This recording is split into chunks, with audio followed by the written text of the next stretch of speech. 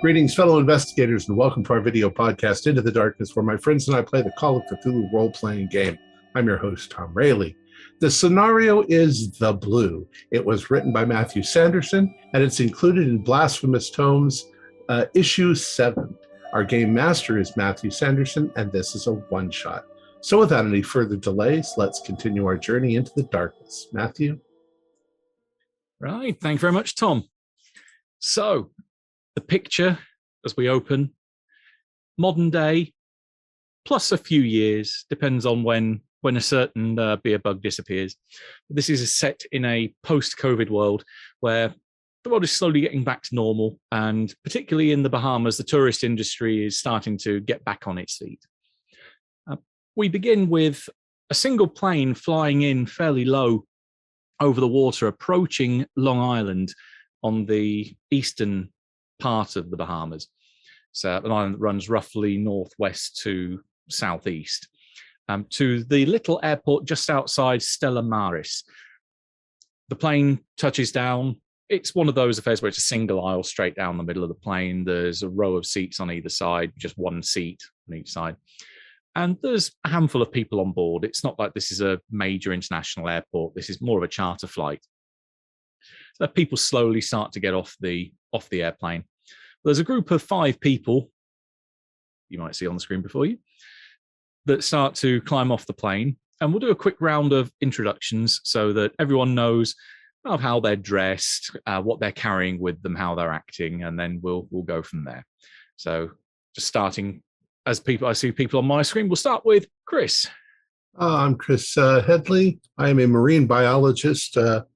I studied at Miskatonic University, and then I've recently moved to Nassau. I've been studying so much stuff. I was contacted in order to come out and survey this blue hole. So that's why I'm here. I'm dressed very casually and comfortably because it's warm and it's humid, and I've got quite a bit of equipment with me for safety reasons and for measurements and so forth. But I'm mainly interested in seeing the animal and plant life in the area. And I honestly doubt seriously that I'm going to find much in the hole itself, since it's supposed to be fairly new. But who knows? Mm-hmm. Okay, and next round we've got Courtney. Courtney Brent, rescue diver. I grew up in the Bahamas. Diving's my passion. Served in the Coast Guard for 10 years, saving people. Then decided to set up my own dive school. Have been very successful doing that. It's where I met Paige. And I'm also dressed quite casually, and I've got all my diving gear with me as well. Okay, good. Next round, Gary. Hi, Gary Fairburn. I'm a diver and a surveyor, graduate UCLA, semi-retired, mostly working for oil companies doing deep water surveys, living down in the Bahamas, and I pick up jobs here and there, not because I need the money, but because it's fun and I can get paid to dive. Just very casually, quite a few duffel bags of equipment, electronics, surveying devices, and this should be a piece of cake. Looking forward to it. And next up, got Paige. I'm Paige Spears. I was born and raised in the Bahamas. I've lived here for most of my entire life. I studied at the University of the Bahamas before going to get my doctorate in geology at MIT. Always been fascinated with the earth and rocks, especially beneath the water. And that kind of niche of research has led me all over the world, but mostly I study here in the Bahamas. The diving training required to do that is where I met Courtney, and we've been together ever since. And I'm just excited to have another opportunity to be working right here at home. So dress very casually, just Nice. And last but certainly not least, Peyton.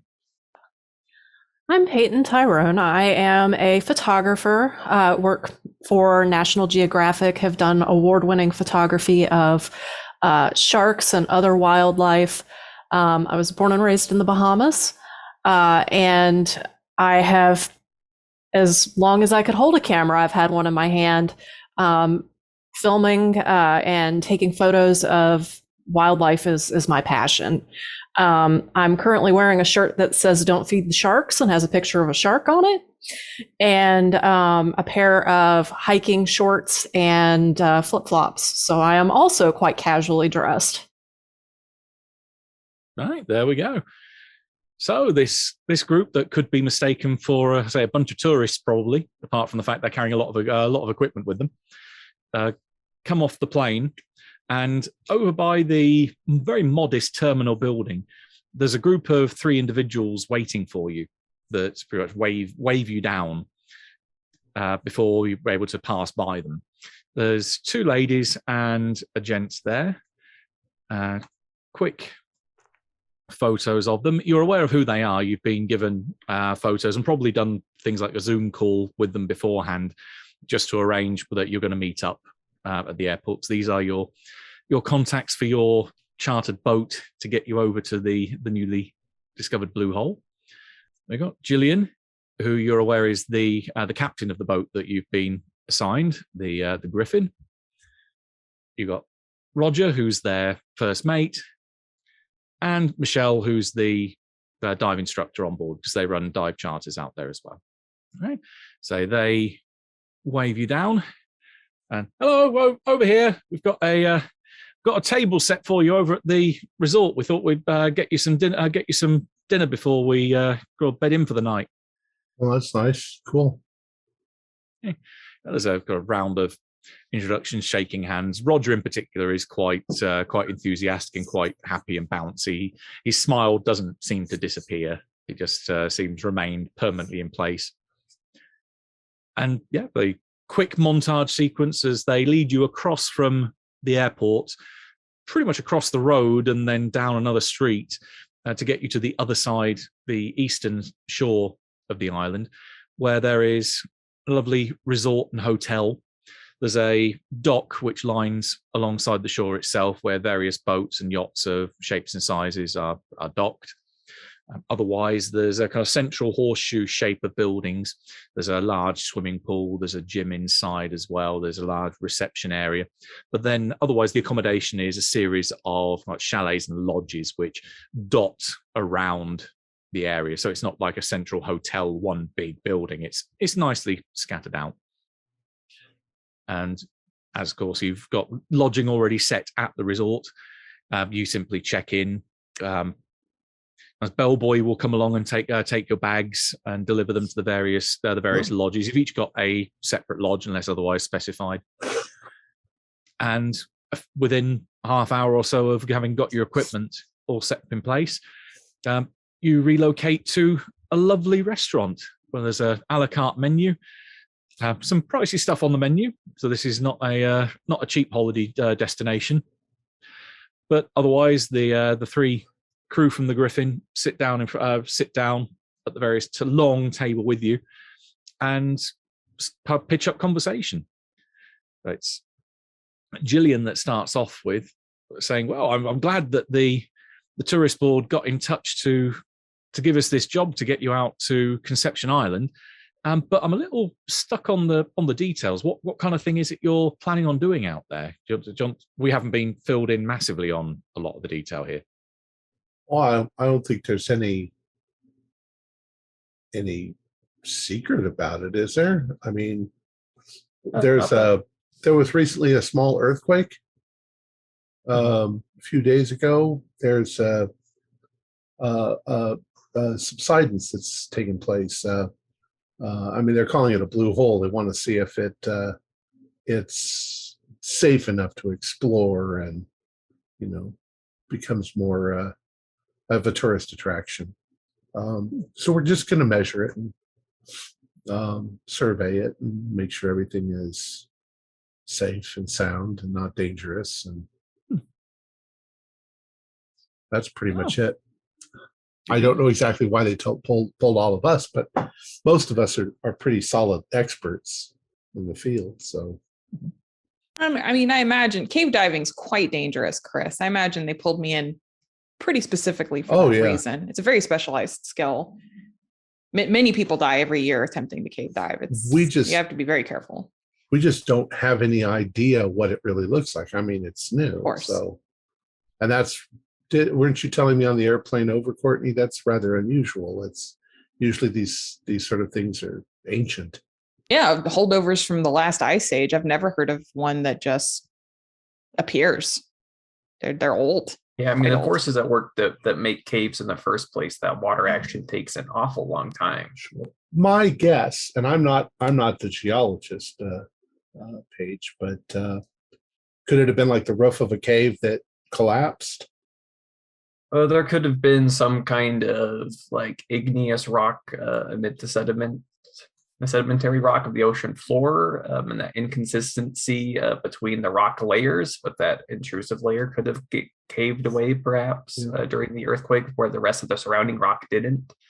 But it's until I get a look at it, we can't really be sure if the rest of the rock is around is stable, because it could all just be collapsing. At the end of the day, the tourist board and the Bohemian government wants to make sure that it's not going to collapse on anybody. That's their major concern. They see in dollar signs here, and they want people to come and swim in their new cave. They also don't want anybody to die, because well, of course, that really wrecks the tourist stuff. Blue holes they're sending us. Blue holes are really good for the tourism industry. Belize gets thousands of people every year at the Great Blue Hole. How many? Oh, I'm sorry. I'm sorry. Go ahead. You wouldn't know just how many blue holes I've been in to photo, to do photos of all of the wonderful wildlife that lives there. They're beautiful. Oh. There are a lot of them that have beautiful large mako sharks, for example, and I would love to see if there are any of those sorts of sharks in this hole. I know it's brand new, but it would be very interesting to see if wildlife has already started moving in. Makos are pretty much worldwide, so I mean, as long as we're not feeding them, right? Well, I don't intend to feed them. They've been known to be curious when you like go spearfishing and you've got a struggling fish on the end of your line. But since the 1500s, there's only been 9 mako sharks attack anyone, so they're not that dangerous. You're far more likely to get hit by lightning than you are to get attacked by a shark. It's the hammerheads you got to watch out for them. They're also endangered, so no killing sharks if you can't help it. Oh no, sharks are lovely animals. Is this a sorry, go ahead. Go on. Is this I'm going to ask them, is this a preserve? Is this a marine preserve where the blue holes formed? All of them nod at that point. Yeah. The Conception Island is a national park, both above and below the waterline. It's a bird sanctuary on the island itself. There's quite a long, losing the words, a long reef, coral reef that goes out to the north. It's the Southampton Reef. So it goes for quite a few miles, but it starts 9 or 10 miles, I think. Yeah. So in fact, one of the longest continuous reefs in the whole of the Bahamas. There's a couple of dive sites that are recommended up there, mainly because there's wrecks that have crashed on the reef, and then they make good wreck diving sites. Otherwise, a lot of the other dives take place around the Conception Island wall, off to the southwest, where, as you mentioned, we do get a lot of makos out there. Although there's a reasonable amount of game fishing that takes place around there. It's more longfin makos, which are on the endangered list. Shortfin makos are quite predominant all over the world, and it's shortfin population that we've seen there in the past. You also have whale sharks too, don't you? Occasionally. Yeah, occasionally in deeper water. It's fairly shallow around Conception Island, apart from the wall itself, and then just drops off into oblivion. You can see a couple both Gillian and Michelle kind of look kind of sideways over at Roger, who you can see his smile is beaming again. They're kind of almost counting down in their head as to when he's going to start talking. And as soon as he gets a chance to get a word in edgeways, he's like, "Oh man, the sharks around there and the swordfish, man. The amount that we've been able to pull out of the water there is being like world-class fishing. One of the best swordfishes we pulled out of there took 5 of us to get on board. It was so big." That's a big one. And he starts to go on a little, kind of, maybe you think slightly inflated discussion about, or other regaling of the game fish that he's pulled out of the area. But yeah, it seems like his main thing is fishing. Well, I mean, the ocean provides a huge bounty for food, and I always thought it was silly when people stuff those fish and stick them on the wall. I'd eat them. Oh, we mainly let them go. It's just sports fishing. Yeah, it's the joy of bringing it in, going, "That's a beautiful animal, right? Put it back. Someone else can have it now." Yeah, mutilating a big fish with a hook and letting him go. I'm very eager to see what we can find. I like I say, if this is a recent cave-in, I'm not really expecting to find much in the hole. This just happened a week or two ago. That we 7 days. This is Gillian. Kind of, you can see kind of processing. It's about maybe 7 days ago, I think the word of the tremor hit, and then I think 6 days ago wasn't it a plane that went over and said they saw something? It. Right. Yeah. My guess is that give it a year and you'll have corals starting to grow, and it'll be quite spectacular eventually. I mean, just seeing stalactites and stalagmites underwater is very fascinating too. Yeah, Michelle pipes up at that, saying, "Yeah, we've seen a few of them. There's the wall is where we mainly do a lot of the dive charters that we do out there. There are the occasional cave openings in there, but they don't go, at least not swimmable anyway. They're not very deep. You can't go that far into the wall, into them. But there's a few bits and pieces there which are quite nice. It's mainly just a nice current that pulls you along, so you can just quite happily just fall down and then let the current take you. What's minimal effort. What's the deepest blue hole that either one of you have been in, Peyton and Courtney? Oh, I don't know how deep they actually go. Belize is great big blue hole. I've been there. And recreational diving limits 100 and 130 feet. So that's as deep as we could go. And it was deeper than that. Huh? It keeps going. But you can see the cave formations at that depth, and it's a sight. It truly is. It's a shame you can only go for a few minutes at a time at that depth, but it's worth it. I am by no means a deep sea diver. I've never been rated to do that, but I have spent a fair amount of time in some blue holes, relatively close to the surface, mind you. And they're beautiful to photograph. It is absolutely gorgeous. One of the prettiest places you could ever look for marine wildlife. Cool. Gillian kind of waits in the pause and kind of looks between everyone. So what kind of timescale are you looking at here? We're wondering, are you going to be able to do this in a single day? Or are we going to be kind of moored out there overnight? Or do you want to come back in each evening? How do you want to play this? How far out is it? It's about 2 hours. It's about 17 miles, but say the Griffin, our ship, can get there. We can get quite a good speed. We don't want to push it unless we have to, but it's usually a 2-hour trip there, and then it's another 2 hours back. That's 4 hours. From a safety perspective, the way we dive is you do your deepest dive first, and then all subsequent dives are at lesser depth.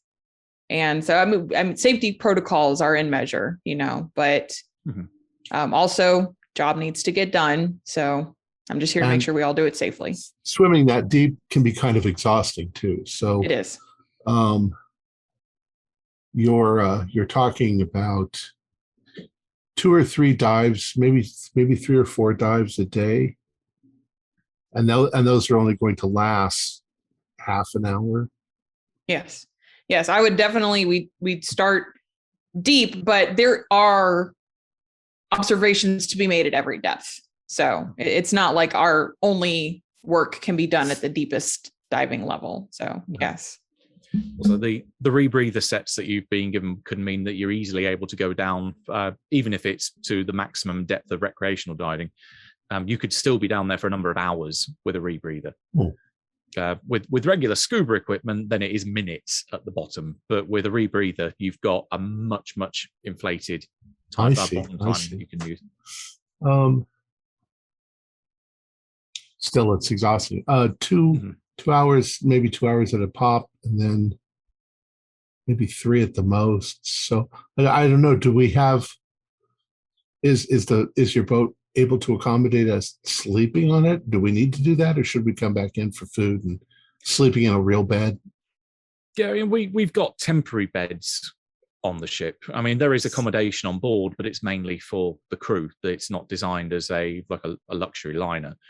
But there are plenty of space you can lay out on sofas or get inflatable air beds. But if you want somewhere more comfortable, then by all means, we can bring you back in and you can come back for a nice bed at the resort.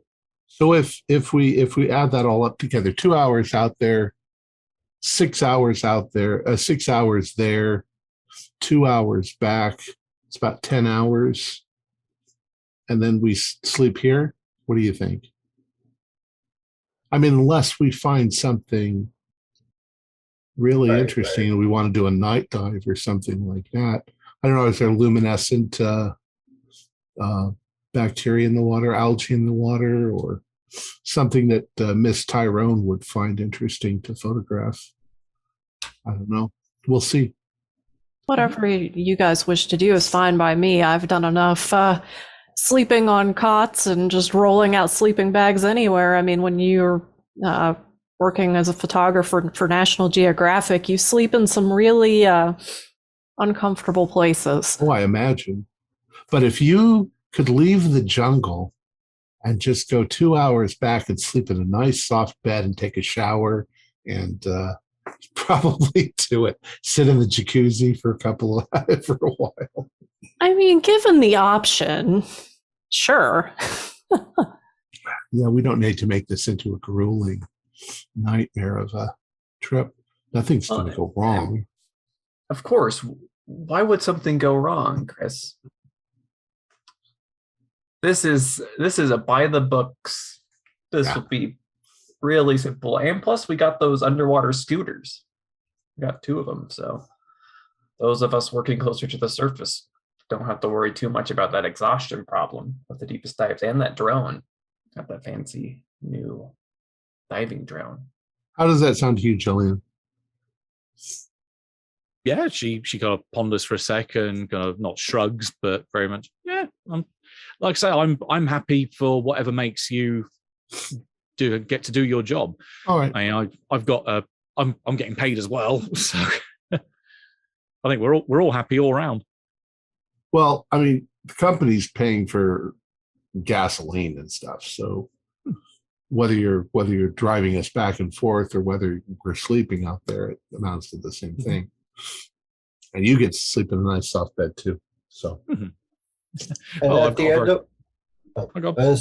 of the day, our reputations, if something happens after we sign off on this, so there's no need to rush. Will definitely be a few days. Yeah, we don't have any huge limit on how much. Well, we can't be out here forever, but right, we're out here for a week or 2. Well, that's good. So there's a stopping or banning order for the minute anyway, so we should be the only ships out there. Ah, good. So it's not like we're going to be disturbed or have to fight for space. Well, it's a reserve, isn't it? Can tourists go out there? No, tourists can go out there. You just have to be an approved operator. So that you get basically your paperwork sanctioned by the tourist board. and then we're allowed to go out there at certain times of the day or certain days of the week. Okay. But if you go out there most times, you'll normally find a dozen ships that go more usually off to the west of the wall. Well, it is beautiful. So, all right. Yeah, that sounds like a plan. This food's delicious. Who would have thought they had such good seafood? Mhm. Oh, best place for it. Right. In which case, the rest of the evening passes pretty much uneventfully, other than that there is nice, good food. There's pleasant company. You notice Michelle doesn't drink anything, at least beyond soda. So she very much says, "Well, my job to keep a clear head before tomorrow." Sure. Otherwise, your mate Roger is quite happy to. You think he gets her at least one bottle of red wine, and that smile doesn't diminish. Yeah. Otherwise, by about probably 10 o'clock, they make their farewell, saying, "Well, we'll see you at 6, so that we can get ready and pushed off by about 7. Means we'll be there by 9, roughly. Gives you the best part of the morning, and then as they do what you want to do." So Excellent. we're just moored at the dock, and she gestures towards one of the, not the largest boat there, but definitely one of the larger ones. Those of you with an eye for boats will recognise it as a Fleming 65. So it is quite a nice, luxurious cruising yacht. Yes. Right. And yeah, they make their farewells and they head off into the dark and leave you to head to your various rooms.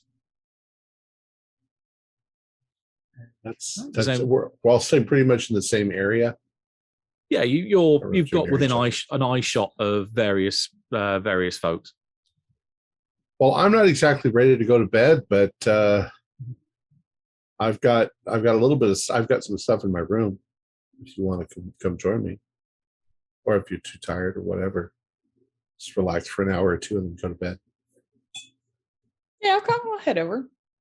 Yeah, that would be nice. We Just can share war stories. just watch your alcohol, folks. You don't drink 8 hours before you go diving. So Yeah, my lesson learned there personally myself. vomiting into a rebreather, not fun. Not fun. Not when you're 100 feet below the water. Yeah, that purge air. button doesn't work fast enough. I promise. Ew. That sounds horrid. I'm a teetotaler, so I had a little wine with dinner. That's about it. All right. Right. In which case, then maybe after an hour or two, folks say telling war stories, just generally winding down. Mm-hmm. Everyone heads off to bed, or did anyone want to do anything specific before retiring? Just bed for me. Yeah, just bed. Yeah. Right. In which case, we will wind forward to 6 a.m. So you're greeted not by like a cockerel screaming in the distance, but so just the crashing of waves on the shore, pretty much constant throughout. Although as the sun comes up and it's a nice warm morning, and you're met by the crew down at the dock as they're loading equipment onto the boat. A lot of the main equipment they have already on board is already stored in the hold, which there's 2 hatches on the back of the ship, which are currently open, which go down to the lazarette below. To give you an idea of what the ship looks like and also some of the layout, that's the ship itself. You notice Gillian's sat up on the flybridge where there's a helm station up there. So you think that's where her position of choice for piloting the boat would be. There's a tender at the back, so an inflatable raft, which is positioned. There's a davit as well, which would be able to raise and lower it out in and out of the water. There's the back area here is where a lot of the equipment's been loaded, and then so there's the 2 hatches. There's also the dive platform at the back, which is where you'd stand rather than have to throw yourself off the side. It makes it a bit easier to enter the water from there. And there's the deck plan, gives you an idea of where things are. People either want to take a screenshot of it or look for any particular parts that they might be interested in at this point. But that gives you an idea where things are. They take about an hour to get everything on board. You see, particularly Michelle's going over all the equipment as it comes in, checking it before it goes into the hold, just to make sure that nothing's been damaged.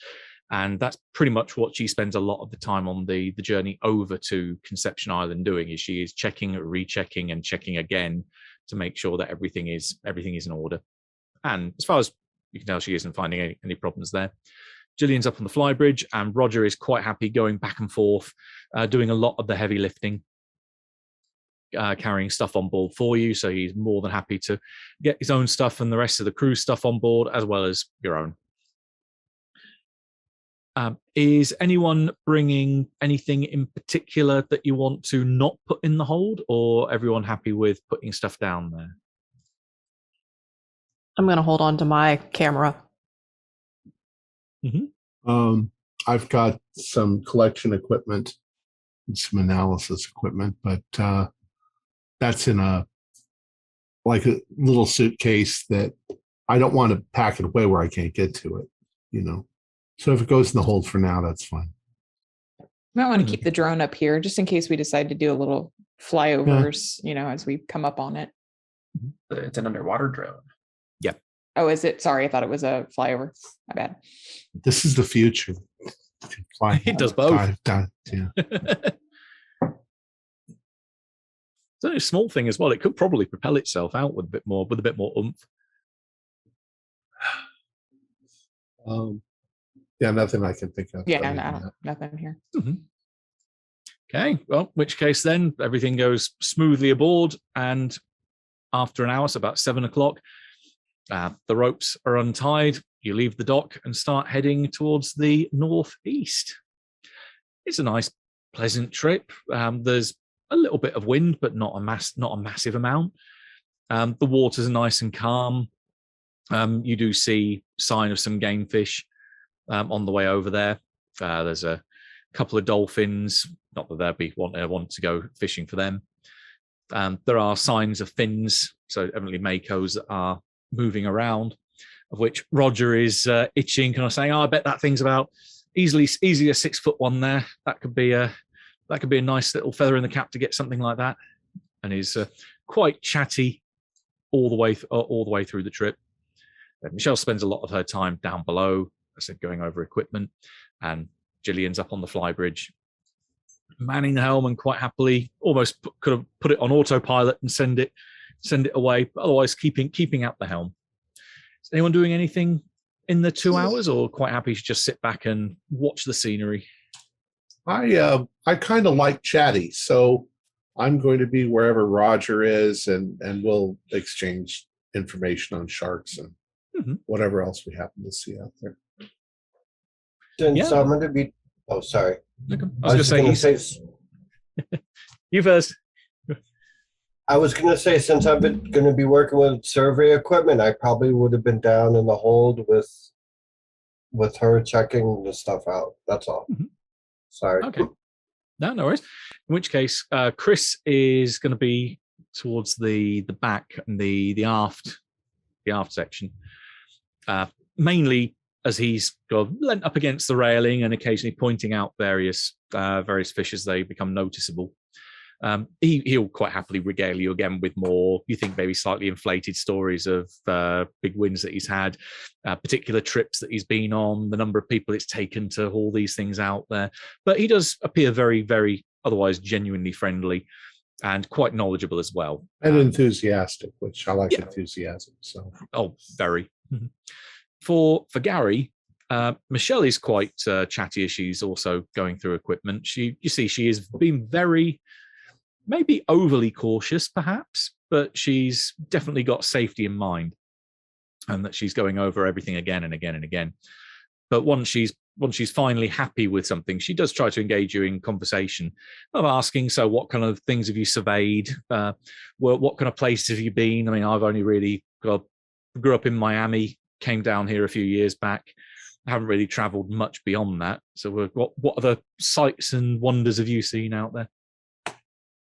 I get into small talk with her. I tell her, about UCLA, about New York, about the oil rigs. I did surveys for.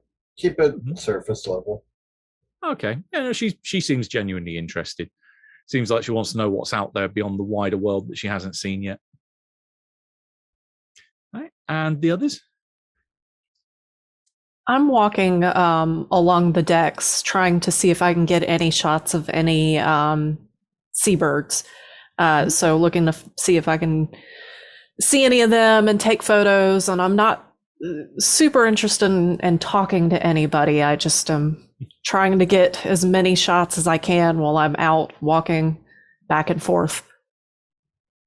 Okay, yeah, and there's plenty of birds out there, especially as you within like a mile or two of the coast, and plenty of gulls. They do hover around the boat every so often, inquisitive, kind of idly looking around. You probably think after a while that they're just looking for food. It's like you're moving and you're human. Why aren't you feeding me? But otherwise quite friendly. So you can get a nice few shots of them hovering in the air as they're riding alongside. Paige? Well, my primary interests are rocks, and there's no rocks about on the boat. But I do have a bit of pilot boat, so I'm probably going to be observing Jillian from there's a seating area on the flybridge. Oh, okay. Like not like talking and distracting her, but I'm just.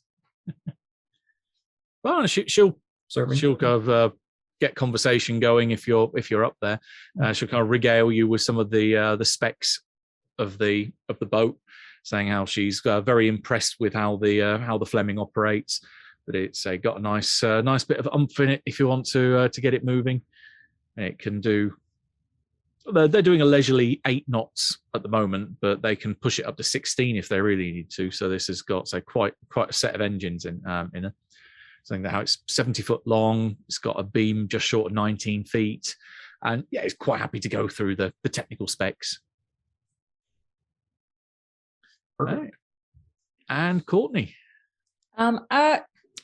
Since I'm a native of this area, I've probably been out here before. The sites are probably not super interesting to me, old news. So I'll be up on the flybridge as well. And when Jillian isn't giving Paige the schematics of boats and things like that, which I think be vaguely familiar with anyway, I'll probably be interjecting with safety reminders for Paige. Like, remember, you need to be checking in. Remember, make sure your weight belt feels good when you get in the water. You can always adjust your weights before we go down. Just being protective. And don't worry, Courtney. I've learned all my lessons. You've had the opportunity to save me enough times, I think. I'm gonna worry. It's my job to worry. It's my job to worry. This is an unfamiliar environment. That's why I'm here. Don't worry. I have every intention of listening to you. Good. Excellent. Okay. In which case the 2 hours pass relatively nicely. Certainly doesn't feel like a bore or a slog at any point going over there. I will ask Peyton, I think, given the description of what all of you are doing, can you give me a spot hidden roll?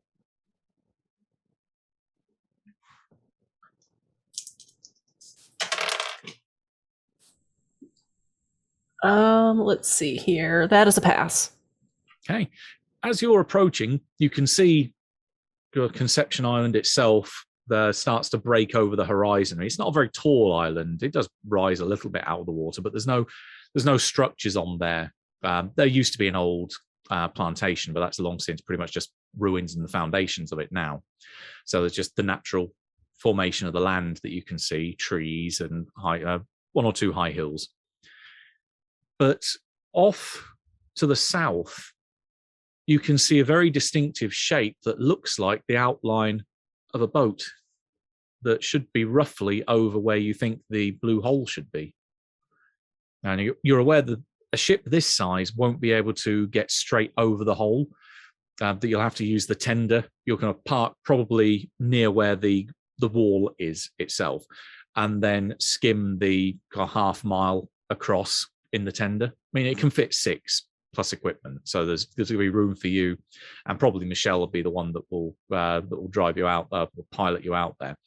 But yes, a smaller boat than yours, probably about maybe a 30-foot boat by the look of it, is sat roughly where you think the hole is. I thought they said that nobody was supposed to be out here. I'm gonna go up to the deck and point this out to Jillian. Mm-hmm. Okay, she squints and looks in that direction.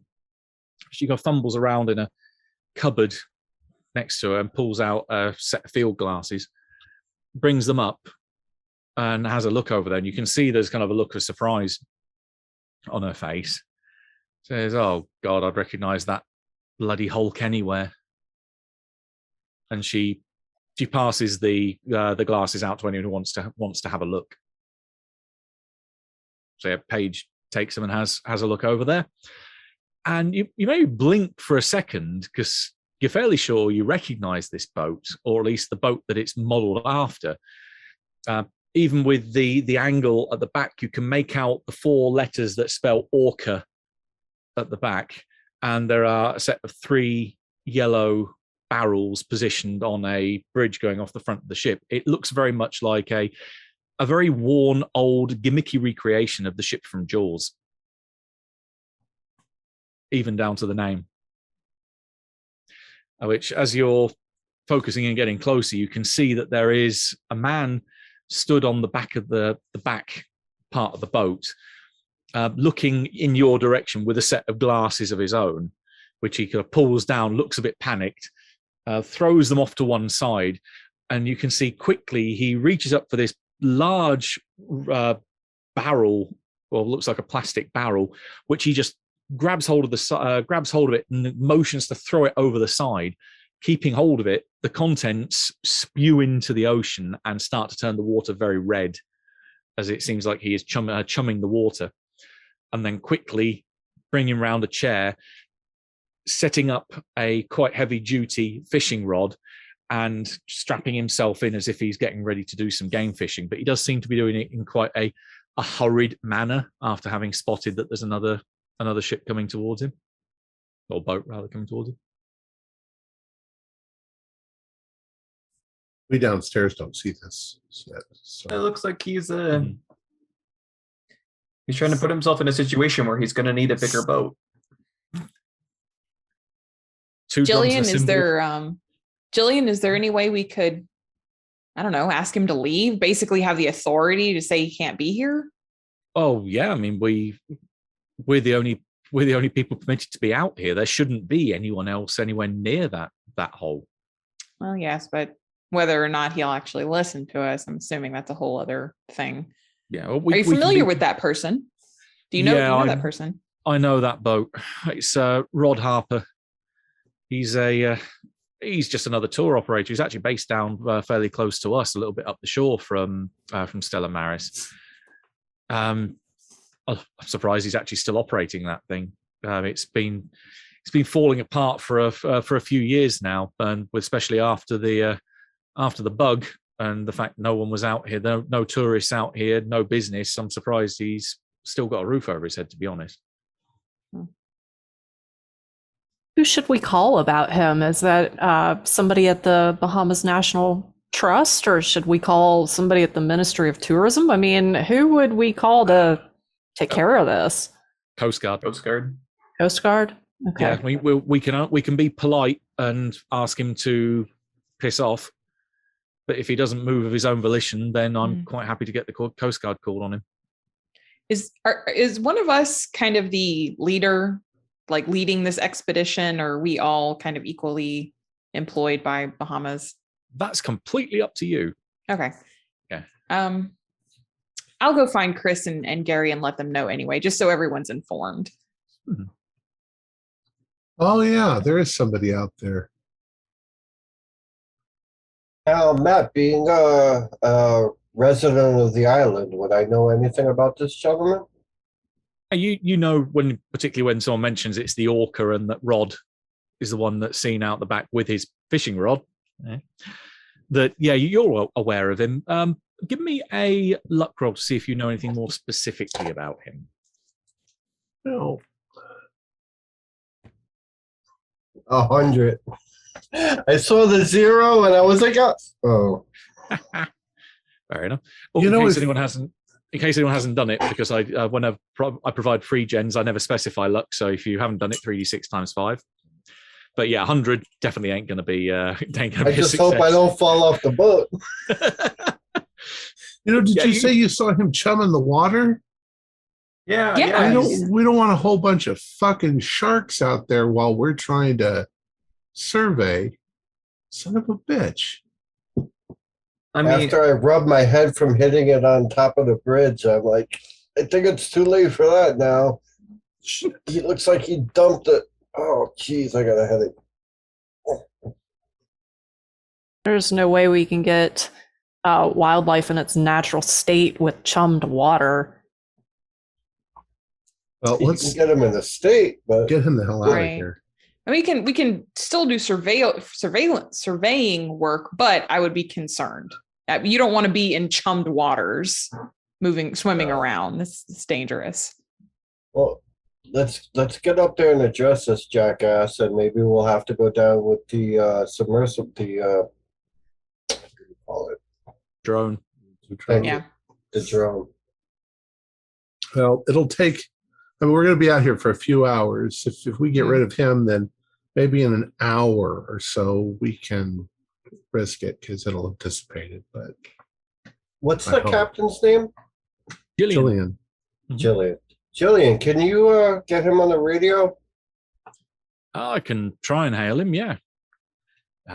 She picks up the handset next to her, basically changes frequencies a couple of times just to make sure which one he could be using, whether it's like standard or if these are on any of the nearby ones. He's basically saying, yeah, Griffin to Walker, do you read? But he's not picking up.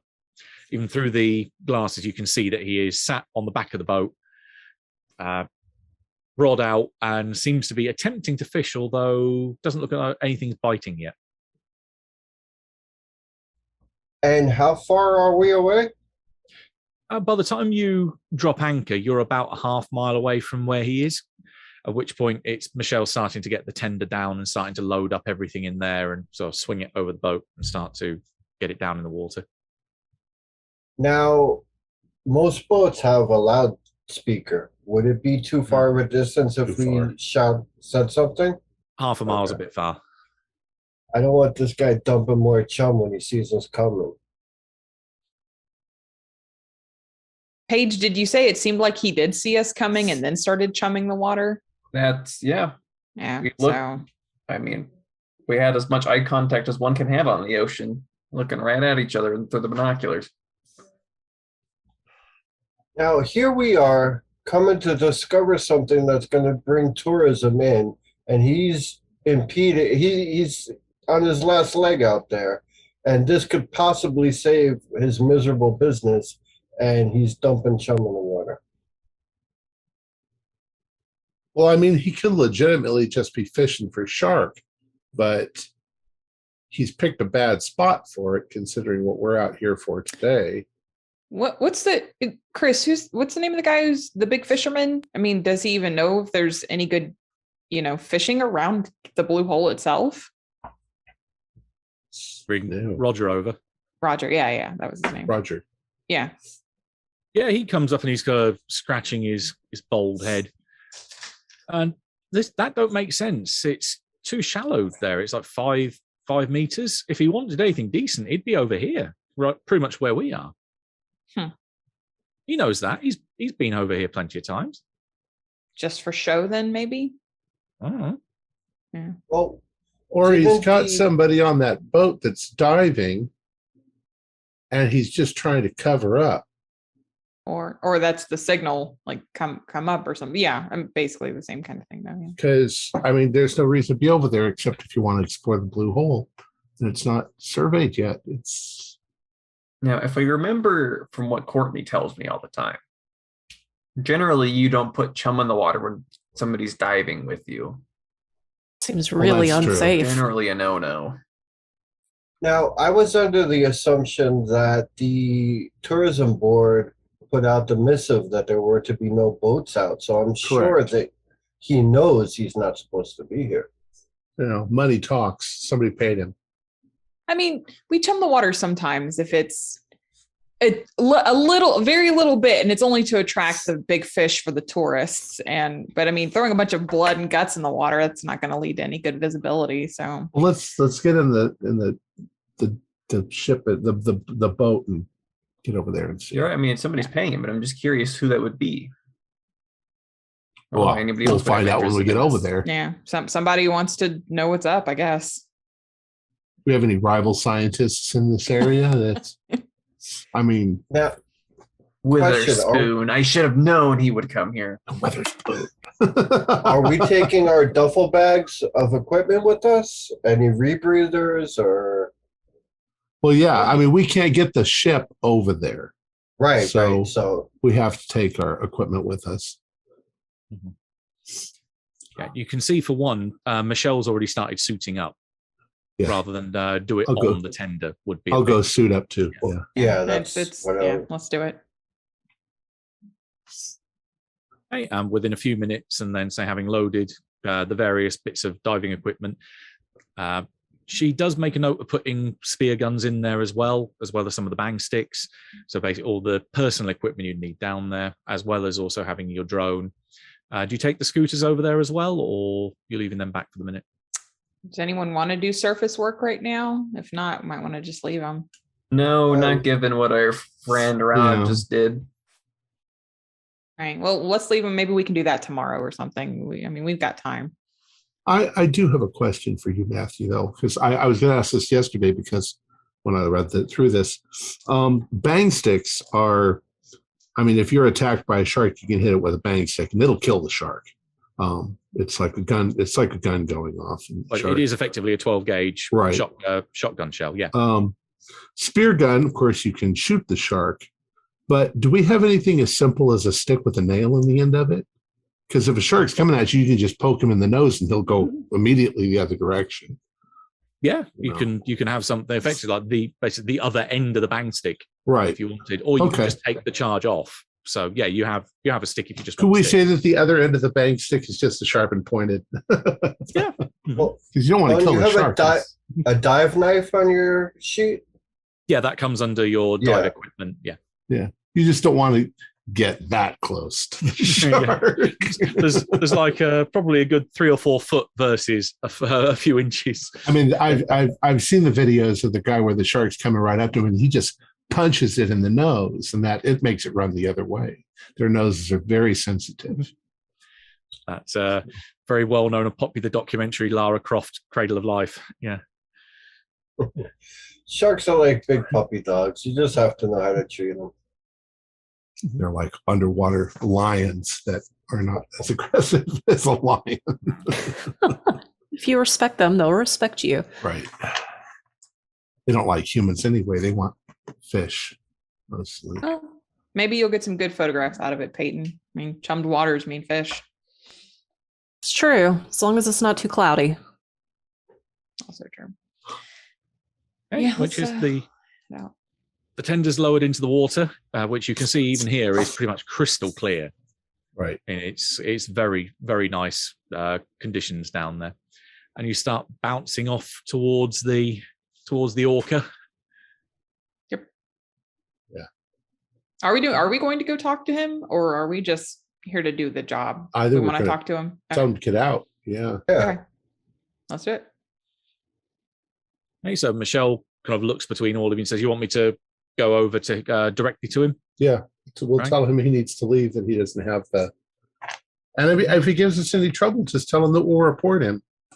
Mhm. We've got his boat, and his number is probably on the side of the Just boat. tell them the Coast Guard's already on the way.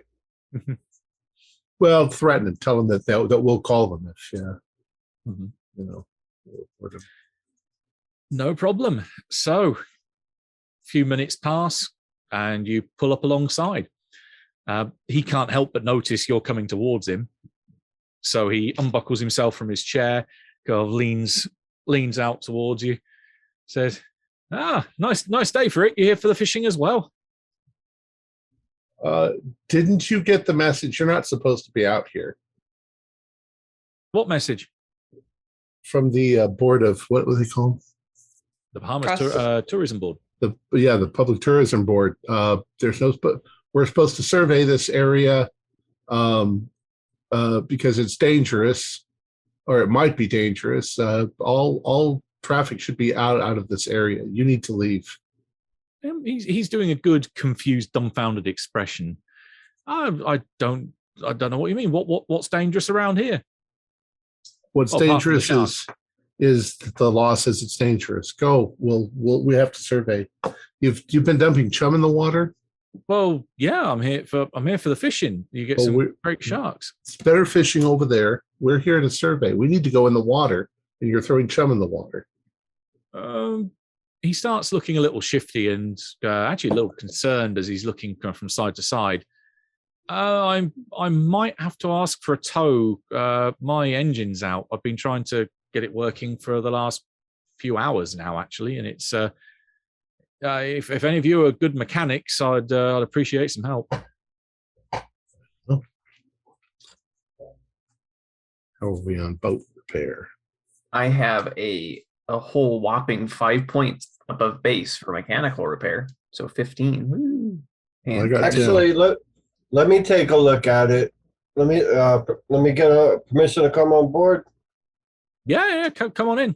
He actually puts his rod to one side and extends a hand for reference, actually, because he does have a portrait. This is Rod, so you have an idea of what he looks like. Right, the old man of the sea, very, very rugged. Yeah, looks like me with hair. Oh, he looks like Tom, he hasn't showered for a week or 19th two. century novel. Right. I'm Gary Fairburn. I don't know if you know me. I live on the other island. I know you. You have that little. Well, I don't know you personally. I know you run a tourism. Taking out the tourists. Well, yeah, I run fishing charters. Yeah. Yeah, we're here to survey the blue hole that you're literally on top of. If you haven't looked down or heard it or read a newspaper or watched the local news in the last week. What hole? I didn't even see a hole. Well, you can see it from the air. I kind of lean in to see if he's drinking. No, you're fairly sure he's sober. Listen. You can give me a spot hidden roll. 03. That's extreme. You notice a few things then. Everything he's perspiring, he's definitely worried for one thing. But more the physical environment, you do see that he evidently does do dive operation, which now that suddenly the fog in your mind is clearing after hitting your head on various parts of the the superstructure of the ship a few times over. Think, yeah, he does do fishing charters, but he also does dive charters. And you can see there's a row of tanks along the back part of the wheelhouse, essentially, before it goes inside to the helm. And there are 2 slots where he's got a row of 8 tanks. 2 slots are empty, and just parked on the floor next to them, there are a couple of what look to be almost like sport utility bags. I pretend not to notice that, and I go walk over to where the engine should be. Yeah, it's basically a hatch right beneath you. Right. And I have a decent mechanical repair, so I want to take a look at it. Gotcha. It doesn't take a genius when you open it up to realize that this thing has been incredibly poorly maintained. I mean, there's evidence to say this thing has not seen any love for a long time. So, yep, give me a mechanical repair roll. 24 out of 55, so just a regular success. Okay. You think it would take you roll 1d6? 3. So you think it would take you 2 hours to get this sorted. It's garbled, and it's going to take a lot of TLC to get the engine running again. It's a miracle he actually got out here. And you've got a job to do. So. Yeah, I just wanted to see what his. So I'm gonna. I think I could get it working. Let me confer with my team. By the way, You know, there's a $5,000 fine for being out here. They put out a missive for like 3 days straight. We're going to survey this hole, and it's going to bring tourism to the island, which will bring you money. So I'm going to get your thing fixed, and I believe the Coast Guard's on its way already. So just a heads up. Let me get back to my buddies, and I'll be back over to help you with the boat. Okay. It does not take a psychology roll to realize that he's a bit rattled by that. Going, I can't afford $5,000 fine. This is purely just an accident. Can I just get like a hitch a ride with you guys, and then I don't know. We're working for the Bohemian government right now. I'll be back, like I said, and I jumped down at a pull. Is he at a earshot, or do we have to pull away? He can be. You can pull back far enough, but yeah, you can see him kind of. He's distracted after you said that he's kind of pacing around in the wheelhouse, kind of muttering to himself and kind of shaking his head. He's worried. Lion sack of shit got 2 divers on board. Why don't you just tell him, get him up here and get him out of here? I wanted to let you guys know first. Why would somebody else be diving here before us? Scientific curiosity, but they don't have they're not supposed to be here. It's incredibly stupid. I relay everything that happened. So, do we see a dive buoy anywhere? No, you don't. That's dangerous. That means they don't have a line. You always want a line with you when you're going somewhere, especially in an unknown space. So they don't have a dive line to follow back. They could drift. They could be coming up 2 miles from here, and he wouldn't even know it. They could already be drowned at this point. Who knows how long they've been here? Let's go confront him. Let's drop the. Wait, you want to drop the? The drone. The drone. Yeah, I don't know why I have anybody that's down there with it. Yeah, we don't know where they are. We need to cut the bullshit with this guy and ask, because I don't feel comfortable if there are divers down there that need assistance. I want to provide that assistance. So I want to cut through the bullshit. Just say, look, we know you got people down there. How long have they been down there? If people need help. Right. And if his engine, call the Coast Guard. Tell the Coast Guard he's got his engine's dead, and they can tow him back. We don't have time for this nonsense. We're not getting paid to tow this guy back. All right. So if Michelle will call the Coast Guard, because she's with the actual boat. Yeah, well, she can radio Jillian. Right. Jillian will then do it from the Coast Guard about their phone. engine troubles, and then we have our little speak like a whatever they're called, the little loudspeaker things. Oh yeah. No, to talk to the bullhorn. boat. Oh, Bullhorn. Yeah. Let's go. Mm-hmm. Hey, we know you have divers in the water. Okay, he turns and kind of sticks his head out of the wheelhouse. What do you mean? I don't run a dive op. I purely do fishing charters. Look, the missing oxygen tanks on your little dive line up on the back of your ship, back of your boat say otherwise. He starts to go quite pale. The reason we're out here is a survey to see if this place is safe to dive. Your divers could be in a great deal of trouble. How long have they been in the water? Okay. Do you want to give me either a persuade or intimidate roll with a bonus dice? Does he get another bonus dice if he points his spear gun at him? That would be too. You have 10 seconds to comply now. So get him, Paige. Get him. I'll do persuade with the bonus dice. I don't need the bonus dice. An 11 is a hard success. Maybe I'll get an 1. Nope, an 11 again. Well, that's pretty good bowling. Right, he folds like a cheap suit. He starts to walk over towards you, and you can see he deflates and very much is concerned. He says, "Look, this ain't my fault. I was paid to do a job. They offered me 10 grand. I need the money. If I don't, the bank's going to foreclose on the boat. They foreclose on the boat. I lose my income, and then I'm destitute, man. I've got no choice. I mean, they came to me. I didn't go outsourcing for this. They came directly to me and asked, look, we know that this place is off limits, but we want to be the first to go down there. There's two extreme sports fanatics from Texas. They're out here on holiday. They heard about this. Discovery, and they wanted to be the ones that could say we were there first. Crazy shits have 10 grand to throw at me. I wasn't going to say no. Well, did you get the money up front? I got half. Oh, you're $5,000 richer. Get them out of the water. Just enough to pay that fee you're gonna owe. How long have they been in the water? Rod, come on.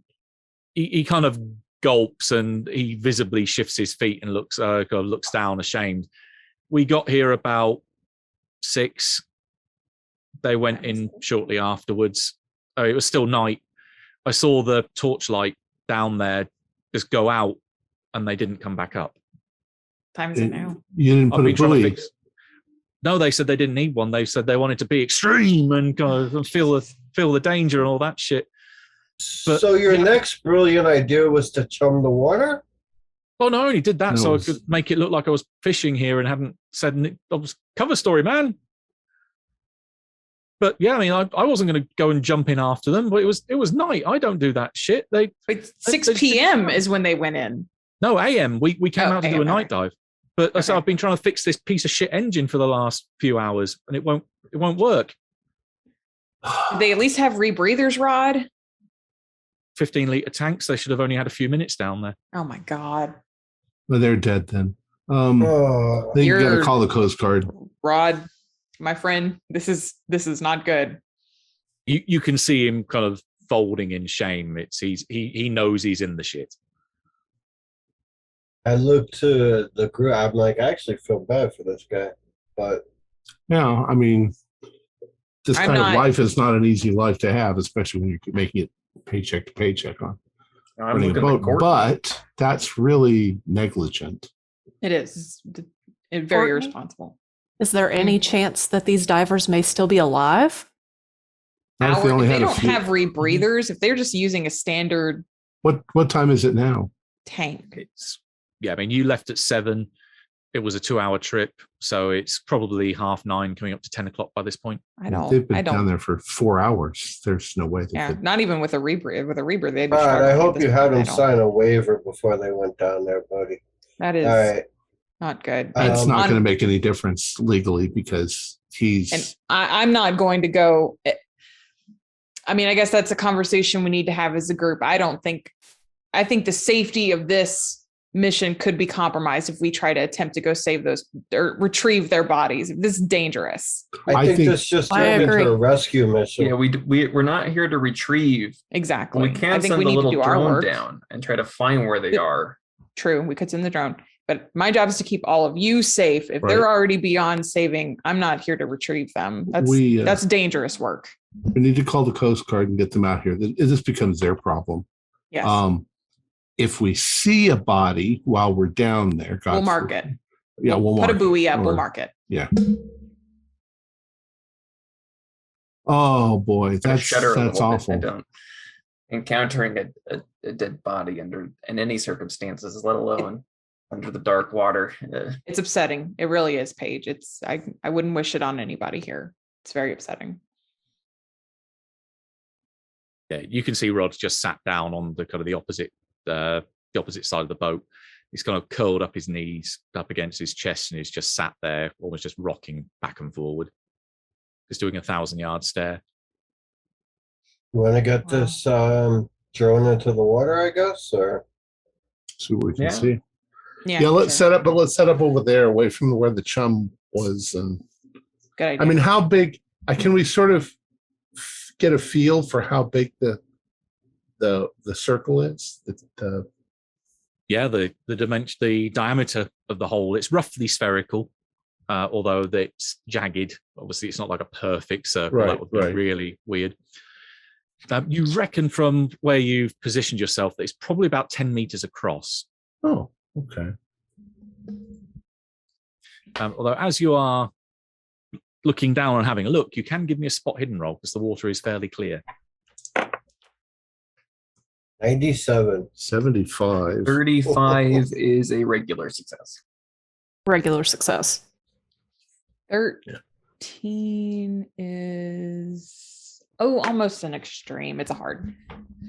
Okay, so at least 3 of you then. No, the first thing you notice is crystal clear water, so it's good visibility, even with the now diluting red smear behind the boat. But if you want to go over to the other side of the hole, you've got a fair distance away. Right. The first thing that you see is the fact that there is a fair amount of fish down there. Obviously, normal species that you'd find here.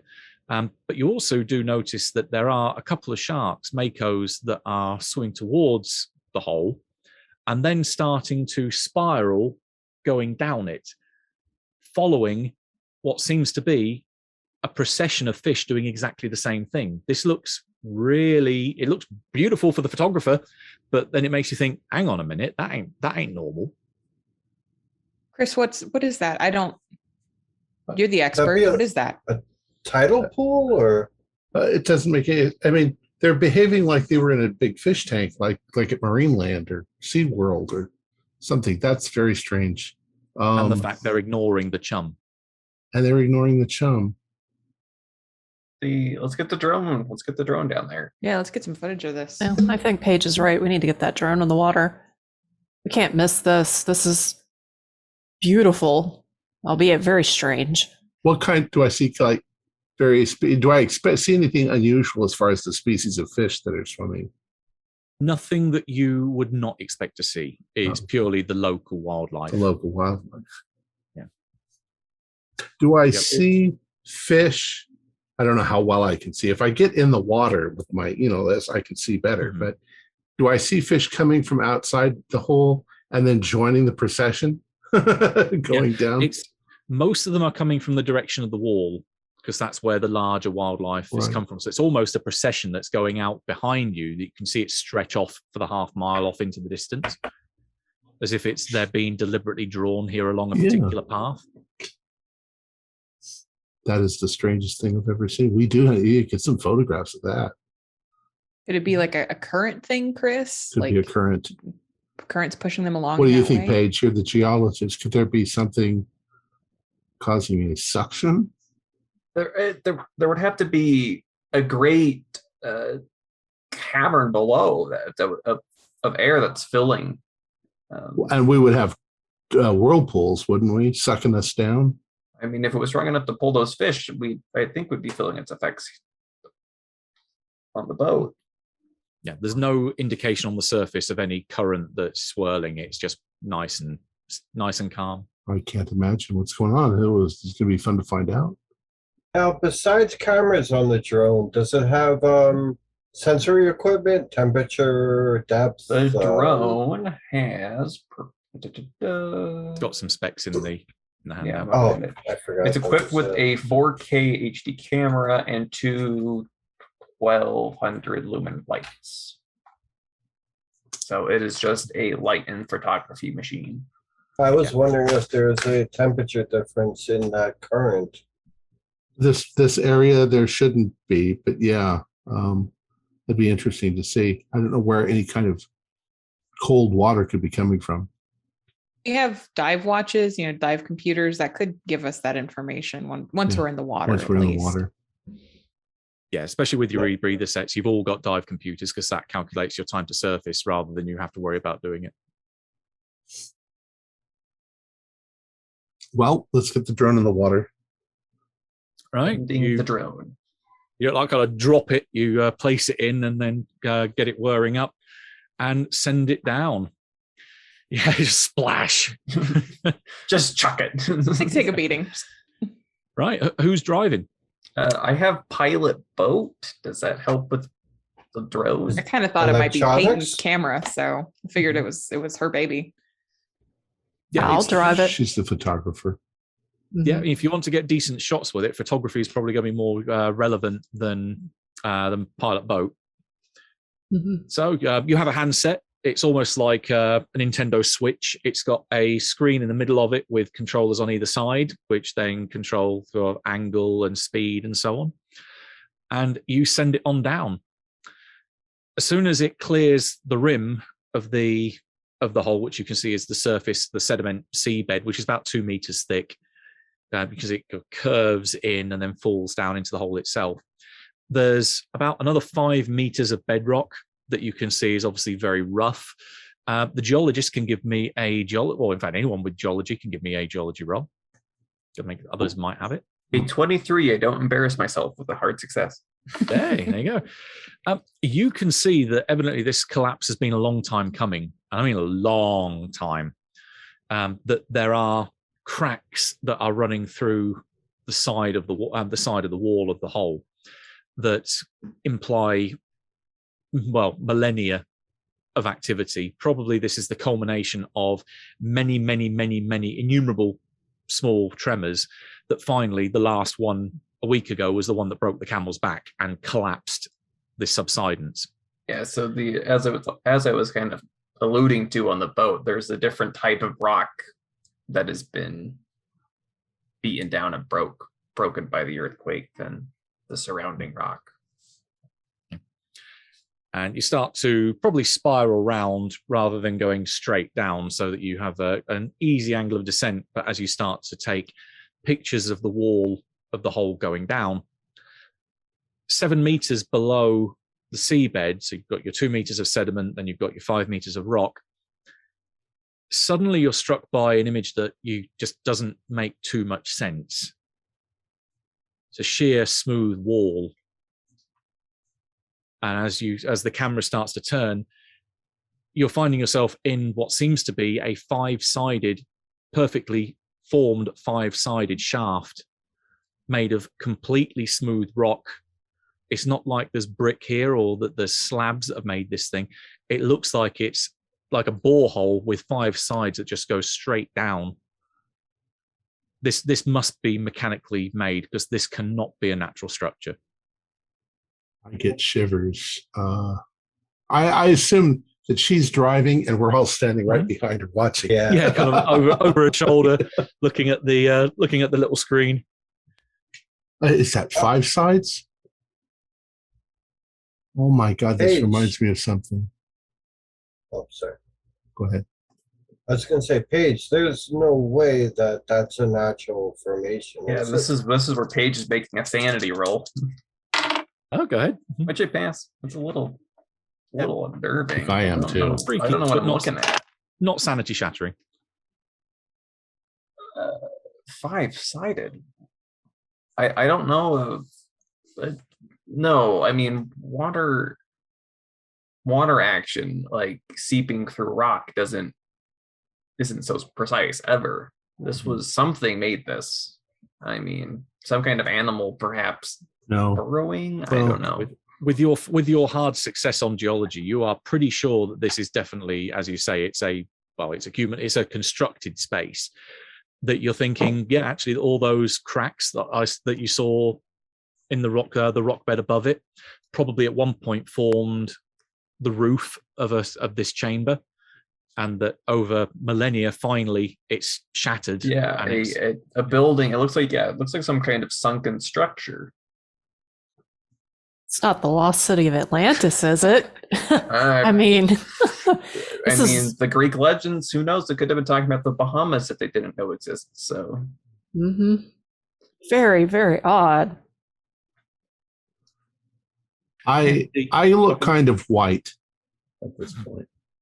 More than a white person looks white. I look white. I put my hand Chris, on you okay, Chris.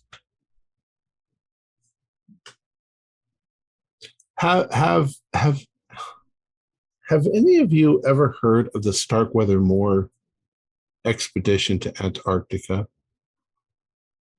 No. No. Not really. Nope. What happened? I actually went to Antarctica, and part of what we were doing was trying to see if we could recover some of the missing material. They went missing in Antarctica. But they had made claims that there was at least something that looked like there had been a civilization. And it had been pre-human. and they kept describing 5-sided buildings. What happened to the expedition? They all died. I mean, but like what? Like, did they get well? were they stranded? Hunger? The thing is that they were actually following a first expedition that had all died. I don't know exactly. I think that was part of what we were trying to find out was what had exactly happened. There was very little evidence, but there were some very strange claims. Wait, Chris, pre-human civilization, you're saying? Yeah, nobody believes it, but it's like when you say Atlantis, it's like one of those myths, maybe a myth. And I always thought maybe it was like halite or some sort of crystal that was, like the Giant's Causeway. That looks. I mean, when you see it for the first time, you're like, "There's no way this could be natural." But that looks really. It's given me the heebie-jeebies. I'm sure it's something else. I mean, until I can get down there and take a sample of it. Cheer up. Maybe we just made the history books. Maybe we discovered something.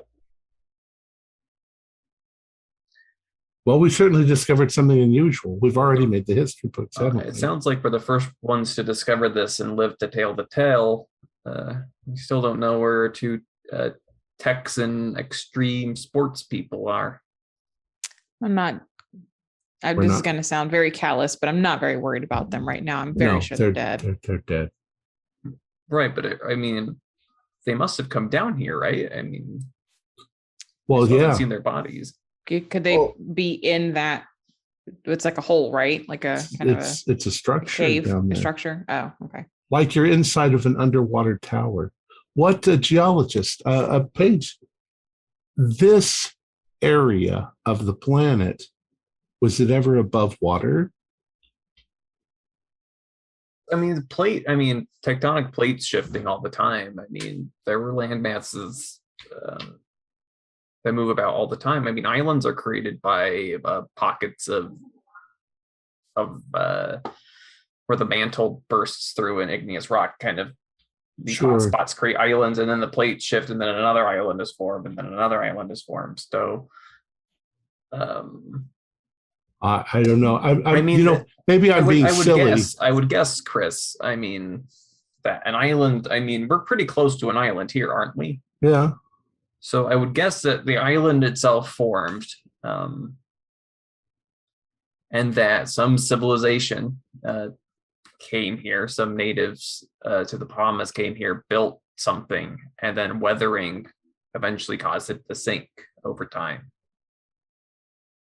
I'm sorry. I'm sorry to take you off on that. It's something I read and studied years ago and thought that it sounded creepy, and now I see this. It's just weird. It's Antarctica is such an extreme environment, though, Chris. I mean, whatever came of that expedition could very well have been just because of conditions. It's much. That's very here. likely. That's very likely. But they claimed that they saw things, and the things that they said they saw would have had to have been there when Antarctica was a tropical paradise, which would have been what, Gondwana land or Pangaea or whatever. I don't know. I'm sorry. I shouldn't have brought it up because it's ridiculous. It's silly. It's nonsense. It obviously bothered you, so we're concerned. Yeah, this is rather strange. Even if there was a civilization in Antarctica, why would there be anything here? This is a long way from Antarctica. I mean, Chris, there are more than one civilization that built pyramids, for instance.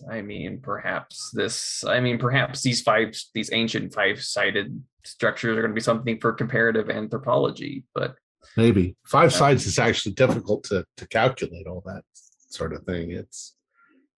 Anyways, let's keep going. This is really interesting, but agreed. Yeah. Very strange. Can we go any further with this, Peyton? Can you take us any further down? Yes, there's a tether up to 100 meters, so I see no reason not to take it all the way down. 300 feet. Yeah. Yeah, sure. Let's see what it can do. You progress down another 18 meters beneath that. So this is now 30 meters below the sea level.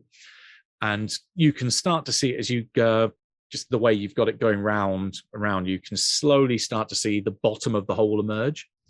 And it looks like a debris field of the rock from above and the sand as it's collapsed and then hit the deck. At the bottom, though, you can see there's something sticking out through the remains of the remains of the rubble, and it looks like an arch that was definitely formed. There's some kind of carving on the side of it, but it looks like it's broken in the middle where the base of the sheer weight of the rock above crashed into it. So it's now basically got a gap where it would have previously met. And at the corner of each of the sides of the room where they meet, you can see that there's a 2-meter gap, then there's a roof, and it looks like a series of corridors going off at each point, so some deeper part of this structure. And you can see a glowing blue-green light, very bioluminescent in color, leading off, illuminating these corridors. And the fish are going down one of those corridors. There's about a 3-meter gap clearance between the top of the ceiling of the corridor and the top of the rubble. This is going to change everything. It's amazing. This is a part of some old ancient civilization. This land must have been above ground and then it sunk. It subsided at some point. Peyton, maybe you did find Atlantis. Wouldn't that be something? I'm going to pilot the drone closer to the arch to try to get a closer look at the inscription. Sure. Yeah, you see them. They're divided up into almost it looks like plates or rectangular blocks. And then in the center of each block, there's what looks to be almost like a pattern of dots. Everyone can give me an int roll if they're trying to make sense of those. 90. 56 out of 80, so regular. Hard success. 97. 28 out of 80, so that's a hard. So at least one person's grasping it then. To everyone else that failed, it looks like they're just a grouping of dots. There's between like 2 and 5 dots that just seem to be randomly punched into the stone. But Peyton, with an eye for patterns and detail, you're able to work out there is a common structure to how these things are constructed. If you imagine 5 concentric circles and then a series of 5 radials going off equidistant from the center point, the dots are positioned where the radials and those concentric circles would meet. So there is a logic and there is a definite structure to how these things are constructed. And that makes you think maybe this is some kind of language. You can't understand it and can't read it, but there is definitely, this is some kind of writing. And I'm going to kind of point out everything that I just saw and explain it to everybody else. This appears to be some sort of a language. Oh, this whole survey thing just went through the roof. We're going to be the most famous people on Earth in the next couple of months. Do we recognize like the alphabet of the language, even if we don't recognize the language? Like, if we can't read it, can we at least recognize the alphabet? Like, oh, that's Cyrillic or something. Well, it's purely made of dots. It's just dots. Oh, dots. Sorry. It looks like Braille, but it's not gotcha. Braille. Yeah, it's more rather than being raised, it's pushed in. There is little indentations. I see. Now, Peyton, if you have the device in the water, are you fighting a current? Is it drifting? No, it's not. Hmm. There is no flow of water coming through here, so it's not like this connects to the open ocean somewhere else. This is very much a contained environment. Is it safe to take the drone down one of those corridors, Peyton? It's on a tether. I don't see why not. we can always get it back. It's not like it's just free floating down there. So I'm just curious. I'm just awful curious where those fish are going. I am too. Michelle, can we get our exact location coordinates? Yeah, we've got a GPS, All so right. I can do a ping. Yeah, let's get our exact location.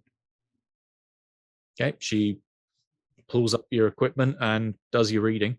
Okay, and I write it down. Mhm. I've got goosebumps all over. This could be a civilization, pre-human civilization. It's insane. It's insane. Or at least a civilization here in the Bahamas that existed before people. Well, or maybe they were people, but they were primitive. This doesn't look primitive. I'm freaking out. Well, until I can get a sample of the building material itself and get an age for you. Well, there's some broken pieces of it too, aren't there? We need to get those up and on board. Perhaps we see if the drone sees anything down that corridor the fish are going down, and then I agree, we need to get in that water soon, but I want to see what's down there. Let's not forget this thing only operates for a couple hours. We don't want it dead in the water and then have to go down one of those corridors to retrieve it. Paige, also, is what would you say if we remove a stone like that from the water, does it deteriorate? Do we want to wait until archaeologists or oceanic archaeologists get here? I mean, we want to preserve this for science. Absolutely, we don't want to damage anything. Take rock samples from underwater all the time, I think. Normally the other way around. It's normally water would cause deterioration. Guys, the Coast Guard's on the way. They might shut the site down and look for these dead Texans. We need to act so we can be the first to have our name on this. Once they close it down, they're taking over the site. We might never, ever get the chance to come back here again. That's a fair point. But I would like to do a chemical sample of the water. I am just curious what's attracting all these fish here. If there is some kind of chemical signal in the water or something beyond the chum that's bringing them here, because they're not really interested in that either, which is interesting. Give me a luck roll. See if you can do so. Have something happen. 43 is good. Okay. You do a sample. You probably actually have to lower a line with a collector at the end of it, so you don't take it from the surface. You try to drop it in the path that these fish are going along, and you pull it up. You've got a basic equipment set with you to do like microscope and have a look at this thing. There is definitely something in the water, and it's not on a chemical level because you can see it. It's almost translucent, but it's almost like a very jelly like substance with the little globules of it that you can see. And do you want to give me, or does someone want to give me a biology roll? Yeah, Chris, you might want to take a look at this. 05. That is an Nice. Right. Yeah, you understand this with a little bit of time, not too much time, because you can pull this straight off the bat. This looks like a substance that resembles algae, but you can see the cells under the microscope taking in what looks to be some kind of nutrient that's suspended in the kind of this jelly-like substance. And as it takes it in, you can see it replicate in front of your eyes, that it just starts to grow and grow and grow on a cellular level. And then as it grows, a certain percentage of it dies off. And as it dies, it breaks down and becomes the nutrient that then forces more growth.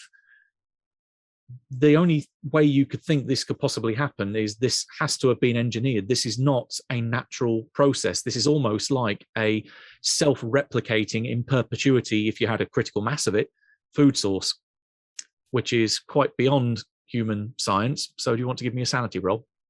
Yeah. Out of 12. What is my sanity? I hope more than 12. Yeah, it's 55. Yeah, so I pass. Right? Yeah, you're not. It's not sanity shattering, but it's definitely you realize that this is some kind of extremely advanced genetic engineering that's been going on down here. You have a self-replicating food source. Is it safe to go in this water, Chris? I have no way to answer that. I mean, the fish are alive, right? And they're gobbling it up.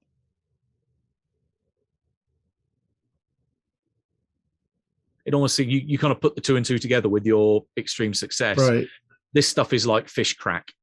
This is evidently what's luring them down there. And you can see that it is definitely diffusing and slowly coming up out of this hole. It's like super fish food. I have profoundly moved. I don't even know what to say.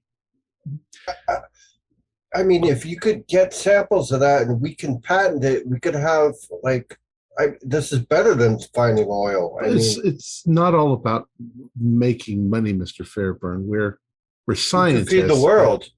Well, I understand that, but there's a million miles between here and there. You can't just take something and feed the world with it. There's Not today, but over the next 10, 20 years of research. Well, yeah, exactly. But yeah, we're going to get samples of this most definitely. On that note of having kind of some of you in kind of dumbfounded silence staring at this thing, dollar signs going in other people's eyes. Do we want to take 5 minutes for a quick break? Yes, please. 5 minutes later. Okay, you have your sample. You've seen that there is this material floating around in it that evidently the fish are lapping up as much as they can. What do you want to do? Let's go down the corridor with the survey thing. But yeah, let's get ready to get in the water too. I want to. Okay, so Peyton starts maneuvering and getting it to go down. Are you going down the same corridor that all the fish are going down? Or are you picking a different one? Okay. All right. In which case, you can start plotting a little bit of a map of what this looks like. So you're in your 5-sided room to begin with. The circle in the middle represents that arch, or at least the rough area that fits in. The corridors in each case are about 2 meters wide, but then as you descend through the gap, so about 3 meters clearance between the ceiling and then the top of the debris field, and that quickly slopes down. The bottom of the corridor is another 7 meters down, so that's a total of 40 meters from the surface, which pretty much puts you at the limit of recreational safe diving depth. It's about 120 feet. The one that they're going through off into the distance, for sake of ease, because orientation doesn't necessarily matter here, is the one going north. So you start to slowly advance, and you can see in the ceiling that there's almost what looks like a neon strip light that runs along the middle of the roof of the ceiling of the corridor, which then provides this illumination. And it continues all the way down to the end. You can see the end of the corridor, at least a relatively, not long way away, but it's definitely a relative distance away, before it opens up into what appears to be another corridor, on the far side of which the fish, some of them are breaking off and some of them are going, particularly the sharks. There's a couple that you can see that swim past you, or past your viewfinder anyway. They go off left and right, but the majority of the wildlife seems to go towards a door that opens up into what seems to be some kind of room on the far side. But as the drone starts to get towards that intersection where the wider corridor opens up, you start to get your feed starts to get static, and you're suddenly realizing that the drone itself isn't responding as well. That you get maybe one motor seems to be cutting out, and there's some kind of distortion or some kind of interference with this, even going down the hard line straight towards, say, the 100-meter cable you've got. It seems to be it seems to be failing. Should we pull it back? Yeah, you can manually pull it back. As you pull it or reverse it, as you get closer to this central chamber, then the signal starts to return, and it starts to not, there's no static by the time you're back in that main chamber. How much time we got? Do you think we can try looking down the other corridors? At least as far as until it starts to lose the signal? There might be some sort of interference. I agree. I think we should. Yeah. Yes. Go clockwise around. Okay, so you send it this way, and it comes to a similar kind of intersection. And again, you can see there is some kind of door opposite that leads into some kind of chamber. But by the time you get to that intersection, it becomes static again. Okay. So you then have to manually haul it back. And if you're proceeding clockwise round, you start to see a pattern emerging that is the same thing at the end of each corridor. Okay.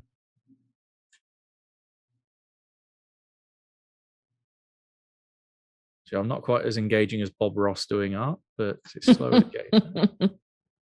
We're going to put a happy little corridor right over here. And everybody needs a friend. So let's add another little corridor.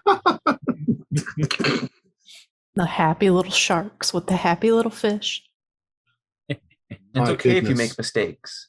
Because we don't make mistakes. We just have happy accidents. Now, are all of the corridors lit?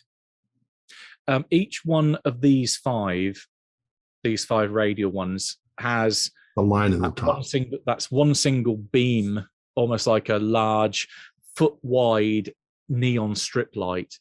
That if you get the camera close enough to it, you can see it's almost swirling inside, as if there's some kind of bioluminescent material inside. You can also give me spot hidden rolls. Otherwise, they are identical. Yeah, the corridors themselves are identical. There's no other distinguishing feature other than the fact the fish are running up the one that's pointing north. 26. And I think to tie together this little underwater architecture piece, we're going to add a dead little diver right here. Fail. 03. A happy dead little diver. 30 is a regular success. We got a hard. Extreme. Right. The extreme is what tags it then, because you're seeing it through the camera rather than seeing it with your own eyes, which you think you'd probably be able to see it a bit easier. But along each of these 5 corridors, you notice that there is not a continuous seam along where the ceiling meets the wall and where the wall meets the floor. It's not like a borehole, something that's being cut straight through rock. With an extreme, you actually think that the reason for this might be that these walls might move, that they are not connected to the they're not connected to the ceiling. So it's almost like this thing could close like a vice. Huh. That certainly looks like it could be a trap, and I'll point it out to everybody else. Well, there's no way tourists are going to come out here at this point. We're going to have this declared a archaeological wonder, and they'll send scientific teams out here to take care of this. And holy crap! But we discovered it. Now, Chris, with the lights and the man-made, we might have stumbled on a secret government lab or something. Maybe That's not a bad guess, but it's buried under the rock, under the ocean. Buried under the rock to us. We don't know if there's an outlet or. It's under the water too. Do you want to go down there and take a look, see what we can find? I mean, we didn't see any. I didn't see any cracks in the structure, so it's not like the structure is going to collapse. I think our unfortunate Texans dove down there, found this, and wandered into it, and didn't have the air to get back out. He said that their lights disappeared. Yeah. At what depth is this like chamber with all the hallways and everything? Like, what depth is that? The floor is at the 40-meter mark, but Okay. you've got the corridors themselves are 10 meters tall. Okay. So you've got between minimum depth 30 meters, maximum depth 40. Well, my question would be, would we be able to get down and back up without getting the bends? Yeah, we So just got to go time. slow. You got to go slow going up.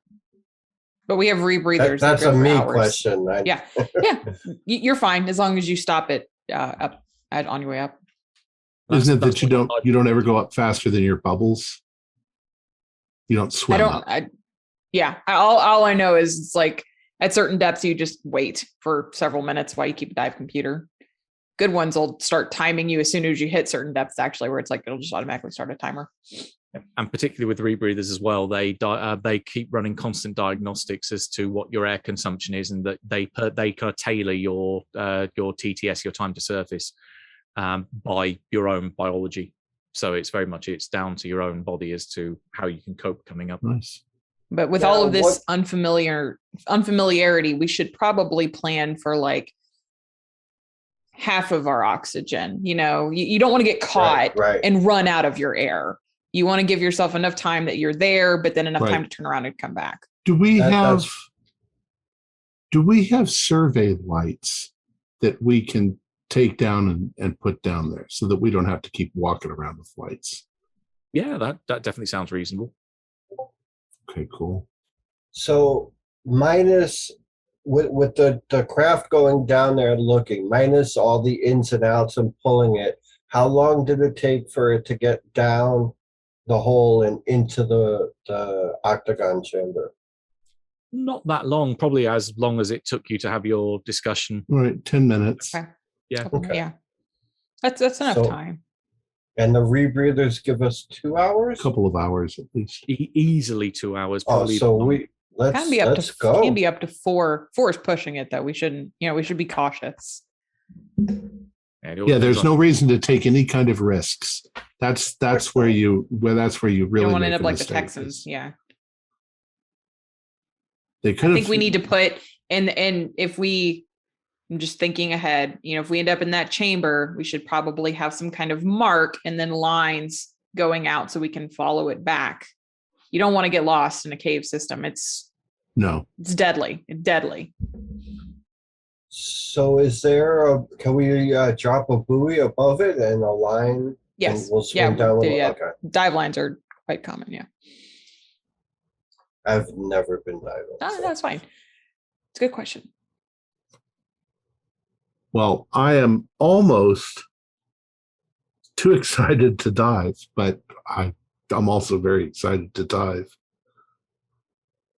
This is going to. Oh my God! They're going to probably name it after us. Yeah, we could be stepping into the history books today. We Headley are. formation. Hey, let's get a picture of the group before we go down. Yeah, it's a good idea. That way, if I kill you all so that I can have all the recognition, then they'll have to. Look, man, you don't have to put my name on anything. I'm not a scientist. I just want to take pictures. That's all I'm here for. No, get in it too. Set the timer so we got the expedition team. I mean, you've got Michelle there, and she said, "Oh, like the girl says, I'm not a scientist. I'm not going to get my name on anything, so I can take a picture of you all if you really want." Yeah. So good. Yeah. She gets you all positioned up. So with a couple of instructions from Peyton, you want to make sure you're at this angle, get this light, and so on. And yeah, she goes click, and you have a group photo. Well, I'm getting all my stuff. Yeah. Geared up, everything. But it's else. still fairly early in the day. Yeah. I mean, It's like probably 10:30 at this point. So still good plenty. diving conditions, weather, all that, clear visibility. Good stuff. Let's do it. Almost no clouds in the sky. There's no weather forecast. It's got a warning saying get out because the hurricane's coming. It's all lovely weather. All right. And it sounds like then you're dropping off the side. Yep, it's time to dive. Mm-hmm. Hey, there's a splash, or in this case, 5 splashes. Michelle's saying that she will wait for you on the surface, but because you've all got because you've got full face masks, that you can then communicate between each other via radio. That she will listen in, and if she hears anything, she's like your backup on the surface if anything goes desperately wrong. Excellent. And have we in fact called the Coast Guard for Rod? I think the plan, at least, unless anyone stopped them, Michelle was going to call back to Gillian, and Gillian was going to radio them from the boat. Right. Yeah. I mean, we kind of need to, because we don't want any legalities of us trying to cover something, or any doubts in anyone's minds that we're helping Rod cover something up. We need to call. Yeah. Right. In which case they'll be here in about a couple of hours, because that's how long it took you to get there. They haven't got like a station close by, so they're going to have to come a little bit further from further afield, but they'll be coming faster than you came here. I almost like to get a message back to the university or whatever, but we'll worry about that tonight when we get back to our comfortable beds. Mm-hmm. Right, you start to head down. The easiest way is basically let gravity do the work, and that you just think. Yep. So throwing up a buoy and a line. I figured that was obvious, but just in case. No, you got it. Right. And after a short while of descending through, I mean, the fish and the sharks that are coming through here, they're not paying you much attention at all. They're quite happily chomping their way through the water and heading down to what seems to be the buffet down below. Should we pick one of the other corridors? Because how many fish are actually going? Is it clogging the tunnel? How wide are these tunnels anyway? Like 2 divers wide, 1 diver? 2 meters across, 10 meters tall. Okay. So 6 you could by go 30 on top of the other, but not side by side. Okay. Got it. And the fish going in, are they filling the whole thing, or are they just? It becomes more obvious when you get down to the bottom. So when you come to the top of the debris field and then have a peek down that corridor, because they're being funneled into a significantly smaller space, they're starting to. It's definitely getting busy down there. Why don't we pick the first one on the right of that corridor? Okay, so going around the clock, it would be like the next one clockwise. Then. Right. Okay, so you start to. That's a suggestion, not an order. You guys can argue with me. Okay, so unless anyone's disagreeing, everyone's heading to this intersection here. I think that's correct. Right. So as you emerge into the corridor, you get to see a bit more of a view of it going in each direction. And you can see that it evidently meets up with where the camera was seeing the entrance to the other one. But along the middle of that outer length, you can see that there is definitely another entrance. And is there the same line going down the middle of the ceiling all the way? Yes, in this wider corridor, it's still the same kind of foot width, but it's just in the middle of the ceiling again. Okay.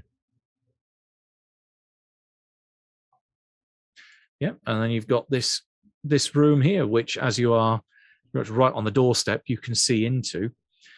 It appears to be a small room, again, 5 sides, but there's something off in the far corner that looks a little bit different than everything else in here. It's not an empty room, though. In the middle, there's something that resembles a wire frame or metal framework, but it's little now more than just a twisted wreck that it's been torn apart, ripped to shreds, and bits of it are scattered all over the floor. But it looks like it used to run from floor to ceiling. Whatever its structure was, it's a bit hard to tell. Unless you want to give me a mechanical repair roll, you can probably get an idea of at least what original shape it was supposed to be. A 13 is the irregular success. Oh, okay. 39 regular. Mm-hmm. Any others? Nope. Failed my roll. 18, yes. All right, so 3 of you then. This thing looks like it once upon a time was probably some kind of set of 5 connected silos that were open on the outer edge, almost as if they were able to contain something cylindrical or barrel shaped, maybe, inside them. And then around the outside walls, around the two walls off to your left and the two walls off to your right that then converge on this thing in the far corner, which I'll get to in a sec, there seem to be a series of large panels carved into the stonework, almost like murals or artwork of some kind. Exquisite craftsmanship, but very fantastical pictures. There's scenes what almost in the background seem to be mountains, towers of some kind of city construction. And then in the foreground, you have these weird, again, barrel-shaped things with almost like a starfish plopped on the head, and these branch-like arms sticking out, or maybe wings, perhaps in some instances. And these huge, in comparatively size to whatever size these are, but much bigger than the barrels.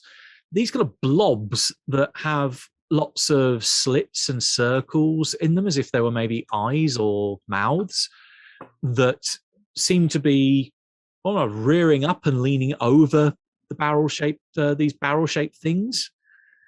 And then in some of the next, they seem to almost form like some kind of diorama going around the room. In the next panel, it looks like there's some kind of role reversal has happened, that these barrel things have got some kind of stick or some kind of thing that they're holding pointing towards these big blobs. You can give me, probably int rolls are probably the best way to interpret this. Regular. 4 is regular. Regular. Hard. In which case, it's looking, you're all kind of fairly grasping this, even though there's no obviously words here, at least nothing in any language that you know anyway, depicting some kind of rebellion. That it seems like these blob things are some kind of slave, but then they've risen up against their masters, these little barrel-shaped starfish head things, that the tide has then turned against these blobs and they've been subjugated. And then as it moves further around the room, there then seems to be images of these blob things in containers, and that they are surrounded by these barrels with starfish heads, as they insert what look to be large tubes into the containers containing the blob.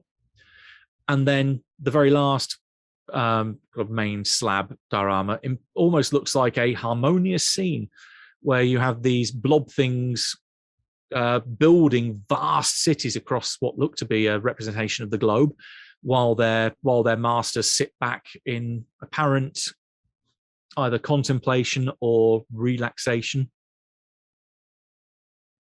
The thing in the far corner that divides these two sets of this one diorama going around the room is what looks to be some kind of crystal wall. It's almost like two sets of doors, a bit like an airlock, or in some cases what you've been it's more a modern thing in airports, where you step forward to go into a screening room. Mm-hmm. That the door will open in front of you, and then it's like two slightly hemispherical constructions that as it opens on one side, it closes on the other. Right. As it is crystalline, it's not quite transparent. It's slightly opaque, but you can see there's movement on the other side, almost like a swirling mist. I don't even know what to say to this. I'm full of wonder and terror. Should we go see what it is beyond there? What if we don't understand what we're seeing? We're definitely seeing some technology that we can't even fathom. That looks like an airlock, if you ask me. Agreed. What if there's radiation, or it's got to be something there? We don't have any kind of Geiger counter under here. Hopefully we're not being exposed to any kind of radiation. Some contaminant of some kind, even if it's not radiation, it might be a biological contaminant of some some sort. I mean, obviously there's something back there. Do you There's think air. that? Do you think this building was under the water before the roof broke? Could this have been filled with air? Is there any But I mean, if indication this that is anything sealed- marine is growing on anything that we see, like little particles of seaweed or anything taking root? Nothing at all. that Nothing you at can all. see. I bet you this was full of air. Well, what if there's still air on the other side of that airlock? Then we would be causing the ocean to flood into it by opening the door. That is true. The pressure. Yeah. But I mean, we're down here. Where did those divers go? I don't know. Let's check Let's keep each looking. corridor. Yeah. We I don't was have to thinking. go now all the way back to the middle because we can go along these others. But and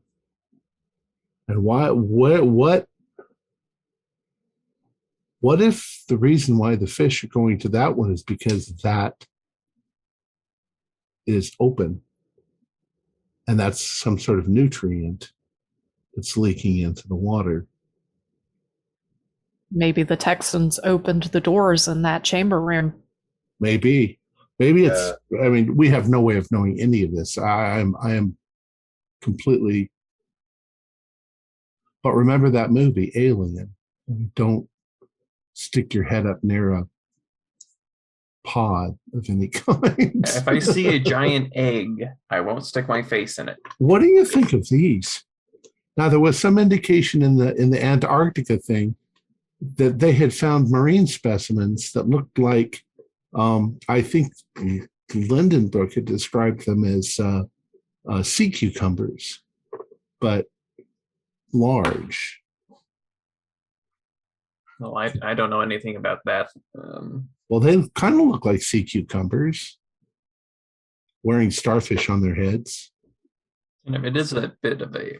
I mean, I would chalk it up to some kind of religious iconography, some kind of ocean gods that they decided to worship.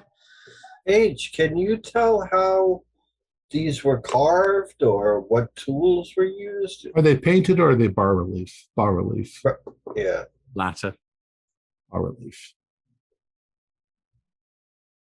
Yeah, That's I mean they're carved. Again, I'm a geologist, not an anthropologist. Yeah, but you know rocks. Stone. and What is this made of? How old is it? Keeper, can I? A geology roll. And do we also see 31 is a hard success. Okay.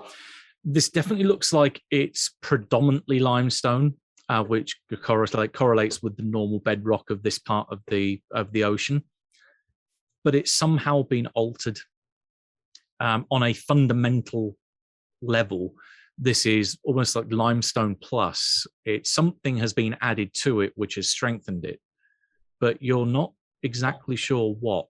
Almost like a limestone cement. or marble? I mean, marble is basically limestone that's been heated up by volcanic activity. Mm-hmm. It's definitely gone through some kind of probably chemical process. Yeah, this is treated limestone that this is made from. It's undergone some process to be like this. So And do we think this? Sorry, go ahead. We don't see any kind of like blocks.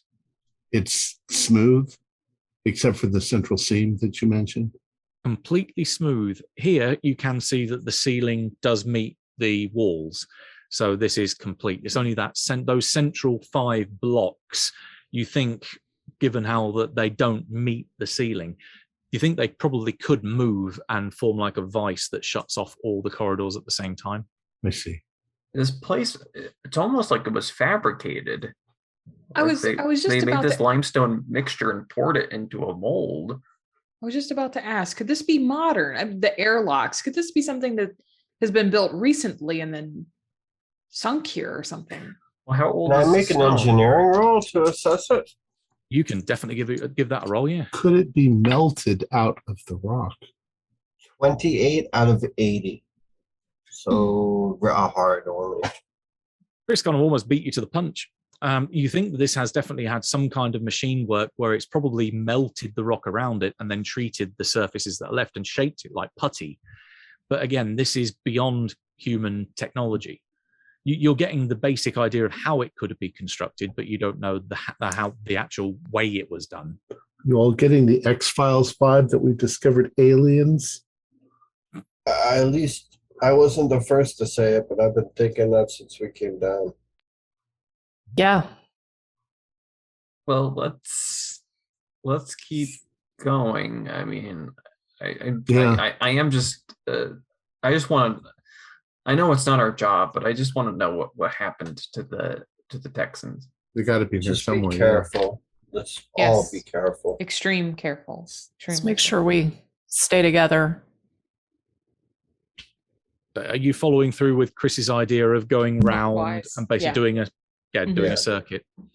All right. In which case, you uncover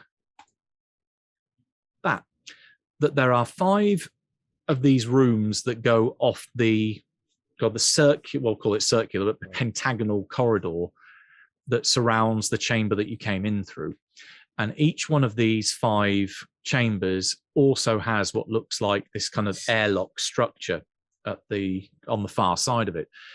There are variations on the bas relief that go around the walls that depict similar kind of depictions that you saw in the first room. That, again, some kind of rebellion, some kind of role reversal, or some kind of master retaking control, and then doing something to these blobs that some of the pictures almost look like they're soaring or dividing the blobs in two, or subjecting them to some kind of third or some kind of external agent that then makes them completely submissive and smaller than any of the other pictures. As you finally get round to complete your circuit, poking your heads into this room where all the fish are going to. If anyone is doing that, raise your hand so I can get an idea of the number of people going in. It's the last time it's the last thing we're doing. Okay, so the only one that's staying out is Gary. Can everyone else then give me your choice of luck or diving as a roll? I'm gonna go with luck. Mine are the same, so 72 is 2 points too high. That's a fail. Can't spend I much. got a 15, which is Hard 3 to points above 3 points above an extreme. I'll go extreme. got I'll hard. pay, I got pay hard. 3 points. Okay, the main thing is pass, so that's all you need. So you can save your luck if you want. Paige, were you trying to do a luck or dive check with your Luck. Right. So no luck on the luck roll. No luck on the luck roll. Right. Part of the danger you realise at the last minute then is, in fact, I'll stop the share, is that as the group of you are going in there, it's a feeding frenzy, that all of the fish in here are congregating towards what looks like that airlock at the far end is open. But it's open on your side. It's then closed on the other side. So it can only ever be open on one side at one time. Right. When it's opened this side, a huge volume of this kind of jelly-like substance, what was, you imagine, probably like a tall cylinder at one point, it's like Jell-O. It's just melted down and slowly diffused out along the floor. And as the amount of fish have been coming in here, it's slowly being dragged out by sheer movement of the animals coming in here, including the 3 Makos, which are running around and chomping away at large chunks of this. And you happen to get in the way when they start chomping. Do you want to give me a D6? No. I'm sorry, who's doing this? The Page is about to get bitten, but by accident, not intentionally. 5. Yeah, that's probably enough for a scream. Is that half of your hit points? It is. Give me a con roll.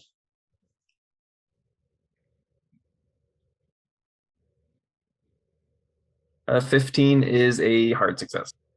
Okay, the 3 of you then that are in the room along with Paige see this Mako going jump, jump, jump, and then just latch onto the arm, and there's a big red cloud that starts coming out from her. All right, it's time to go. Has it got a hold of her arm?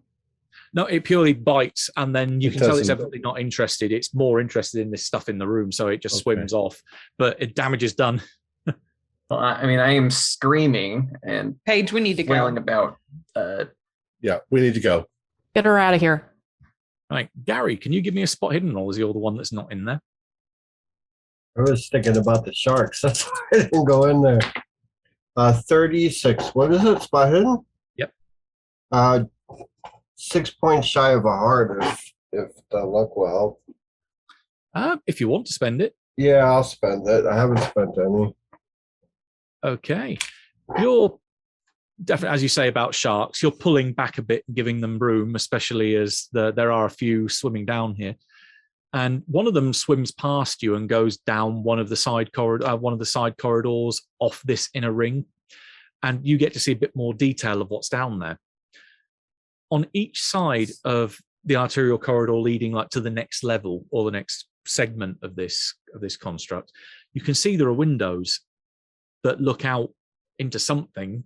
That there's some kind of cloudy, again, greenish, bluish something on the other side of these windows. The shark just continues swimming down it. Outside the windows, not inside the room, Yeah, right? outside. I'm just going to swim over quickly. Okay, I will share again then. So it's this corridor that you're looking up. So on Right. either side of these, you can see that the wall isn't particularly thick, but yeah, there's some kind of bluish void on either side. It's not solid rock or, well, you're not too sure what it is, but it definitely looks like some kind of void is occupying the space between the rooms that you've seen on both sides. And there are these globes of light that seem to be suspended inside. But otherwise, it looks like this swirling, bluish, greenish, turquoisey mist. You follow your gaze this way, looking towards where the Yeah. shark's gone. And as the shark turns and goes in this direction, there is another entrance to what looks like a dark room on the other side. This is the only dark space that you've seen so far. But there is a single, what looks to be diver's torch laying on the ground, pointed in your direction. I'm not going to swim. Sorry, what? In the entrance to that dark room, it's on the floor pointing towards you. I'm going to turn my torch on and look in, thinking I've found the Texans. Okay, so you're swimming all the way down that corridor and then to the door? Well, I was going to. Oh, I'm pointing to the screen. I'm going to stop right where you have the mouse hovering right now. Yep. And shine it into that room right above. Okay. Like look down the halls and then, because I know she's in trouble, so I don't want to take off too far. Gotcha. Yeah, I mean, this corridor is lit. It's about the same kind of width as the kind of Right, one the- in a ring. And it We're goes... talking about the small corridor, right? Yeah, you get to there where the cursor is, so on Right. the upper corner. But you can see going either way because it's illuminated that it definitely goes off quite a long way in both directions and then becomes a turn in both sets. Looking in here, you can see it's definitely a room, but it's pitch black in there. Otherwise, you illuminate bits of it, but you can see there's a floor and there's what looks like probably, if you get close enough, you can see there's something in the middle. Over the mic system, I think we might have found the divers. There's a torch on the floor. Well, let's take care of the living first. We can always come Copy. back. And I swim back to see if I can assist them getting out. Gotcha.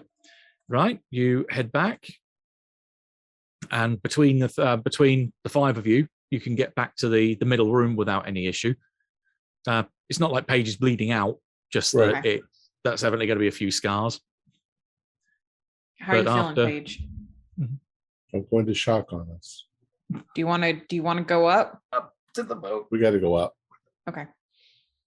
You don't all have to come. I just So- need to go back. Maybe Yeah, one of us go up with Paige. I'll And- go and up. the rest of We us- need to be very careful. There's a lot of blood in the water now. I agree. They don't seem to like the blood. Now that could change. Obviously, it bit you for some reason. So I'm just being careless. They're after the stuff in the water. Spare was in the wrong place. I think it's time to take a break anyway. From As Gary's turning and heading back down the corridor, you can give me a spot hidden roll. 01. I always waste my spot hiddens. This ain't a waste. Okay, good. Right. You, as you're just about to turn away and start to head back, just by the way that you move, you can see in the torchlight, you hit something that reflects that's floating in the water. And in that brief moment, you're fairly sure your light is reflected off the flat surface of what would be a regular dive mask. And that you get the faintest hint of the side of a face with an open mouth with no regulator in it that's floating in the dark. I can confirm at least one of the divers down here. DOA. all right, And Tag. May see if you can like just put a tag on it or something. Anyway. Do I have a geolocation device with me? Or? yeah, you can kill the surveyor, so definitely. Yeah, I just wanted to make sure. I didn't know what we came down with exactly. Give me a second. I'm gonna swim up to it, and I'm going to put a pin in it. Okay. Okay, yep, you swim into the room, illuminating your way. It shows you the whole room, which again is about the same kind of size as the previous ones that you found, those previous 5 rooms. But this is something else. There's that central thing in the middle of the room is what looks like a pillar of crystal that forms a tube going up to some kind of crystalline, almost like a cell in the ceiling, but it's cracked. So there's a massive hole where part of it's fallen open. On the far side of the room, there is what looks to be what you would think of in human terms as some kind of control panel. That it looks like some weird technology that you just haven't, on first glance, you haven't got a clue what the hell it does. But the walls off flanking either side of that, there are these railings that go from floor to ceiling where what look to be large slabs of wax or tablets that almost form some kind of, these look like books. Each wax tablet is the page of a book, slots into these railings, and then they're stacked one on top of the other, as if they're huge either manuals or records. Some of them are open, just as the way water movement has come through here, and you can see those dots being imprinted into these wax tablets, and they are lit with phosphorescence. That the dots glow glow in the dark. There are these long crystalline tubes, again, that sit next to these that are full of various different color, what look to be liquids or some kind of substance. The body of what evidently seems to be a lady in her 30s, perhaps, is up against one of them that has cracked. And there is just this blue material all over the floor, like an oil slick. Now, how big are those tablets? The tablets, think of them as like to use an example we would all know, like an RPG rulebook size. So about Right. kind of that big, but thicker than that. I'm going to grab one, Mhm.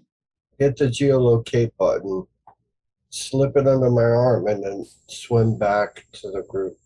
Okay. You ain't going to believe this shit. Your 01 on your spot hidden, as you take one of the books without any issue, it kind of unclicks from the rack, and the next one above it doesn't fall down; it just stays in place. As you come out into that wider corridor, off to the right where it bends, you see a shadow move across the corridor. And it moves. This ain't some kind of trick of the light. Something big moved at the end of the corridor. Something's down here and it's huge. Be careful. I think There I'm on might be my a way up. great white. There might be a great white down here. I don't know how it could fit in here, but I don't We think should they like definitely tropical leave.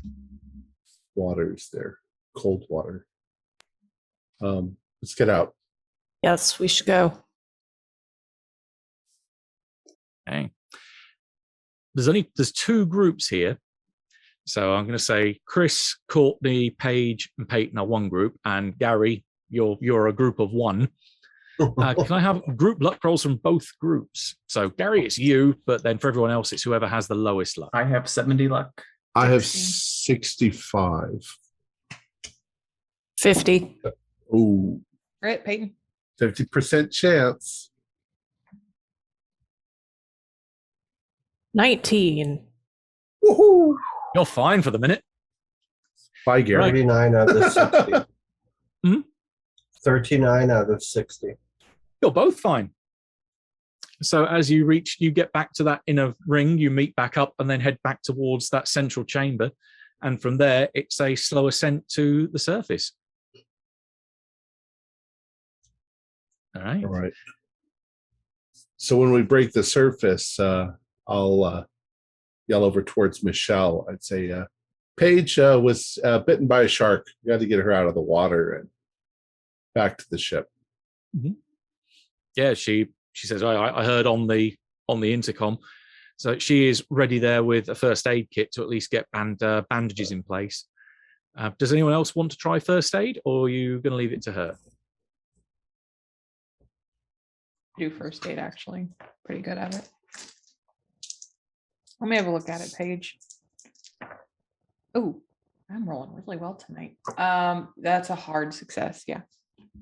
Okay, right. In which case you're able to at least bandage her up and stop any bleeding, clean up the wound, make sure there's nothing stuck in it, like a random shark's tooth or anything like that.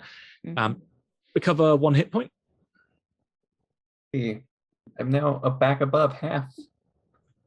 Hey. Now we're getting onto the back of the boat. Yeah, you're starting to climb up. Can everyone give me a spot hidden roll? I'm going to ask. Well, actually, I need to roll what my stealth is first. Let's see what that is.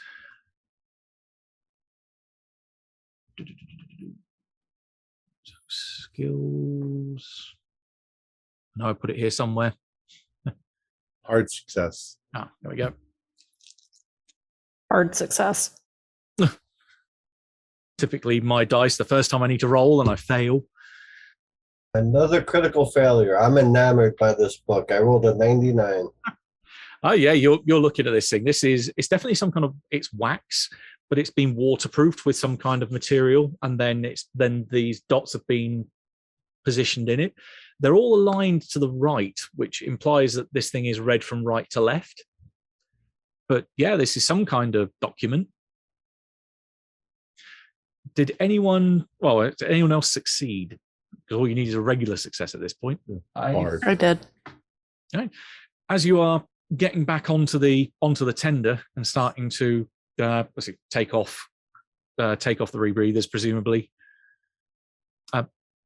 you all see something move down in the hole. And the thing that makes it stand out is that it's going the opposite way from the fish. There's something that resembles what looks like a ball, maybe not quite as big as a football, but maybe slightly smaller. And it's shooting pretty much straight up from below. It's come out of one of those corridor entrances and is projecting itself straight upwards through the water. The way it's moving is almost reminiscent of a jellyfish, that its rippling sides are what's propelling it with extreme speed through the water. And it's coming up kind of in your general direction. What is that? You see that? I don't know. It's heading straight for us. It's gonna sail. Are we in the boat? You're in the boat by now, yeah. Should we tell Jillian to just go? Well, no, we're not at the ship yet. We're in the boat. Yeah. Sorry. Yeah. You're right. Michelle, go.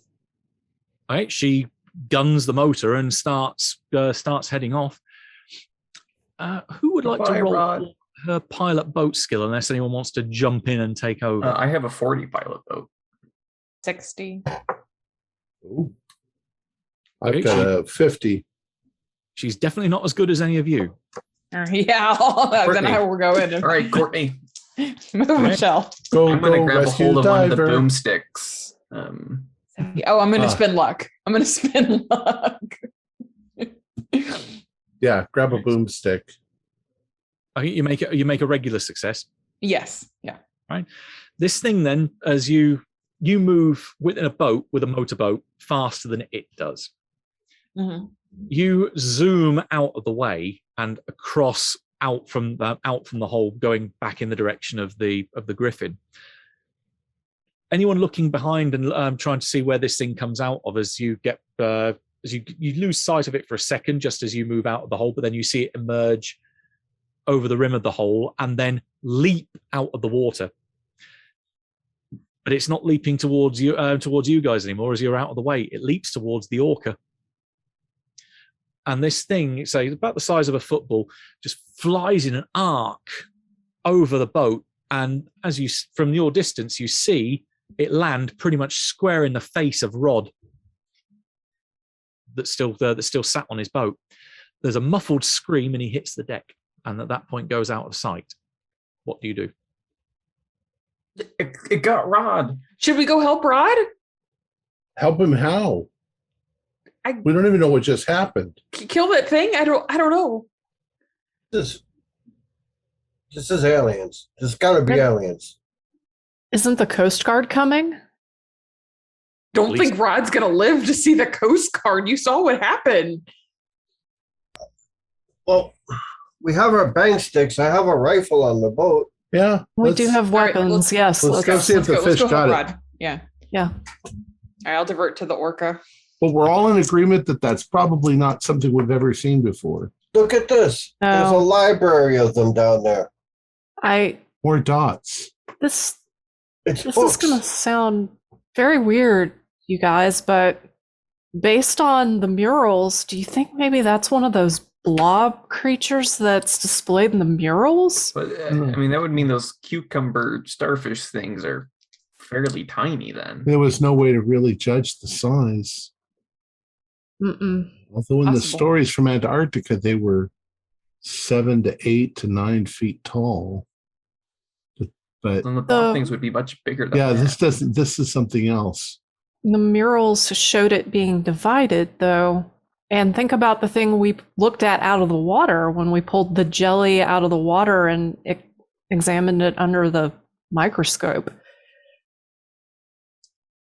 I mean, it's we don't crazy. know what it is. We don't know We what have it no is. One idea. of those rooms in the back was leaking like a blue fluid, too. Blue fluid. This is almost should exactly probably the get same looked out color as then, what you Gary. saw. That same color as that thing. This Are you is- saying you think it escaped somehow from something? I You know- saw the body of one of the divers. It looked like it opened. If there was a something tank down of there. that stuff leaking out and it just attacked Rod, there could be more of it. And now I'm looking down at the water. Everything seems the same as it was previously. There's lots of fish going down there. Here's my ridiculous assessment, but we have seen an underground facility. Let's call it a facility.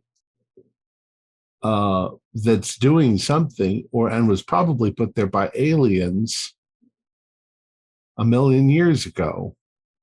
So we have no idea what the hell's going on down there. We need to get the military or whatever. We need to get, not the military. Let's get the scientists involved. Let's We're not take care of equipped. Rod. Let's take care of Rod. At least Yeah. try, and then we'll just walk away from this. Yeah, let's see what's got Rod. Back to the hotel, have a drink or something. Okay, Call the government. you get over to the boat and go tie yourselves up on the side.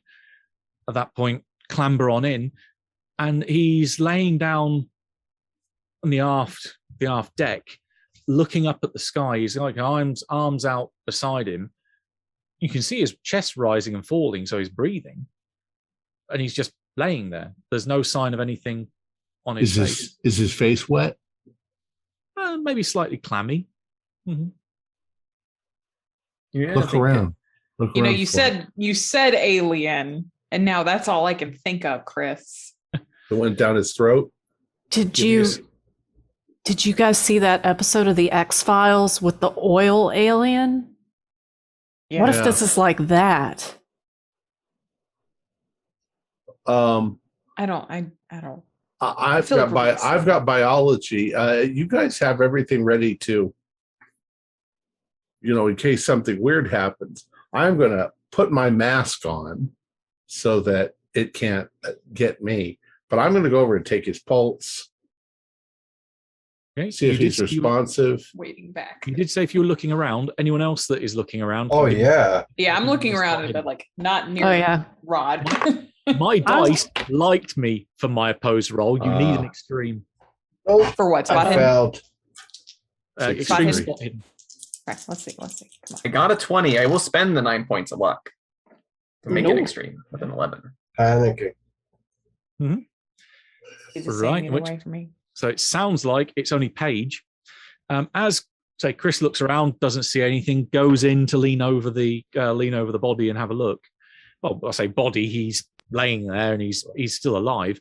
But you catch, maybe it's just in the light, but you catch two very faint trails of blue viscous liquid that have just run almost like tears down the side of his eyes and then go into his ears.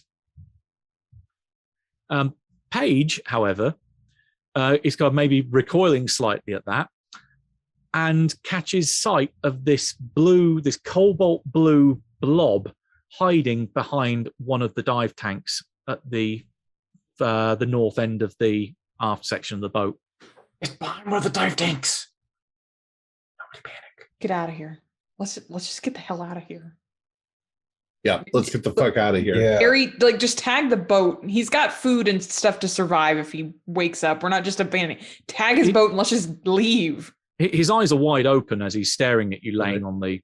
I don't know that I want to take him aboard our boat. No. No. We got to warn Quarantine the Coast Guard too, so that they don't come up here and get infected. Yeah. Nobody's going to believe us. They're going to think it's a prank. I'm getting back onto our boat. Yeah, let's get back on our boat. Yep. Constantly pointing one of our boomsticks at this thing where I know Mark it's the hiding. coordinates or something so we can at Well- least report it. As Paige got an extreme success, you can see this thing start to vibrate slightly, and then almost what under normal circumstances would almost be imperceptible, you can see it divide by this little blob, almost as maybe half or quarter the size of a thumb of your little fingernail, just separate itself from the side, and it starts sliding across the deck towards you. And then another piece comes off, and another. It's dividing. Another. And yeah, you've got these actually 5 little blobs now start going off at different directions towards where each one of you is standing. Run. Is there any fuel Is this a can or sanity roll? something? This thing is nuts. Well, Gary did open up the hatch to the engine to have a look in there, and there's the smell of gasoline coming from down there. We can't leave Rod here to burn alive. Run, just run. Nope, I'm Yeah. getting to the other boat. Okay, so I'm Peyton's getting in our boat. legging it. Peyton's legging it. Run. Yeah. Yes. Everybody's Oh, running. yeah. This is alien monster shit. Because Chris was the one that was closest physically examining him, as you start to pull back, Rod his head turns in your direction, and he just goes out to grab your arm quite casually. Uh-huh. You can. I'm going to try to dodge. Okay, I was going to say your option of dodge or fight back. I got an 88. Ooh. So if we're playing Yeah. extreme, that is an extreme fail. See, this is another reason why you thank the Call of Cthulhu rules. They're in your favor at this point. I will roll my brawl. And of course, I fail again because my dice hate me. So yeah, he very casually just tries to grab your arm, and you pull back very quickly. It's almost sluggish, like he just reaches out and tries to do that. But yeah, you can see him starting to rise up off the floor. This kind of vacant expression on his face. Yeah. At this point, I'm almost ready to run to the edge, dive in, and swim the half mile back to the ship. Okay. Yeah, so you all clamber in. Michelle's kind of frantically trying to untie the boat from the cleat that's on the side, and you have these 5 little blobs which are making their way towards you. And I throw my boomstick at the oxygen tanks on the other boat. Is there a flare pistol in the skiff that we're in? No. Give me a luck roll. No. I would assume every boat had one. It would be on the ship, Uh, not on the boat. 77. Again, Chris has already answered. But maybe tantalizingly, as you're looking around thinking, flag him, you look up and see into the wheelhouse in the Orca. You can see one suspended on the wall inside. But it would have to mean getting back on the boat. Yeah, no, I'm trying to throw. Okay, this is going to be pretty tough. Because in research for this, I was wondering what kind of damage is required to normally blow up an air tank. And there's a lot of YouTube videos about this. Normally, you need something along the lines of a 50 cal round to go through. They tried it on Mythbusters. Yep. Yeah. You're ruining my pulp MacGyver dreams here, guys. But it's something your character might think at that moment. Oh, for sure. It's not impossible, but what I'm going to say is you give me a throw roll, and ideally you want to hit an extreme, because then that means you do maximum damage with the cartridge when it hits. So you would do 4d6 maximum on it. That's a 20. My pulp dreams are alive. If I spend 14 luck, Do it. I'm spending 14 luck. Right, so that means you hit it with an extreme, so it does maximum damage. So that's 6, 12, 24 points of damage onto the tank. Now give me a luck roll. After having spent a load of luck. 50. I spent too much luck. Right. It goes off, but again, what normally happens when these tanks are pierced, you basically create a hole that the air just then rushes out on the high speed. Yeah. It's not like that wonderful Jaws moment of boom, Right. but it definitely it ruptures a hole and then spews those 5 blobs that were working their way across the deck towards you, knocks them out of the park. In fact, knocks them so hard that they fly off the boat and drop into the water. Into the water. The big one is still there, but isn't coming towards you. It's still hiding behind the other tanks. Let's go. I've got my hands out the side of the boat doing this, trying to get it to just to go faster. Yeah. Okay, yeah, you separate yourself from the Orca without any problem. What do you want to do? I radio into the boat to get the rifles out of the storage. Mm-hmm. Get the boat ready to go. Yeah, Hey, Jillian, get the ship ready to go. Okay. Yeah, I say we just drive straight to the ship and get the hell out of here. Yes. Well, and try to head off the Coast Guard on the way, because we'd be going that way, they'd be coming this way. Gotcha. Right. In which case you start, as I say, driving, you start to piloting your way away. Behind you, if any of you do look behind you at any point, you see in the distance, say gradually getting further away from you, you see Rod stand up, and he picks up another barrel of his chum and he starts throwing it into the water. And then after a little while after that, you see him quite casually walk back into the wheelhouse. He comes back out with what looks to be almost like a fish gutting knife. Leans over the back of the boat, slits his throat, and you just see this red smear start to go into the water, and then the body topples in after it. You can give me sanity rolls, please. All the fish are infected now. And I failed that sunshine. 24 is Fail. a pass. Okay, for a pass, just the one. Fail D4. Quickly seeing someone commit suicide. Only one. The only one. Okay. I'm going to take two. You weren't too attached to him. Kind of a dick. We almost were. We were almost attached to him. But yeah, you see the body go over the side with a splash, and then it's very, very quiet over there. Don't go and it's just going. Yeah. I'm not slowing down. I don't care if it looks safe. We're leaving. Call the Coast Guard. Tell them that we need to meet them. Mm-hmm. Yeah, you get to just seeing the chat. That's amusing. You get to the Griffin, at which point the davit comes down, pulls the tender up, drops it back in place, and you turn around, pull anchor, and get the hell out of there. And about an hour later, as say meeting them halfway, out in the open ocean to the west of Conception Island, you are indeed met by a Coast Guard frigate.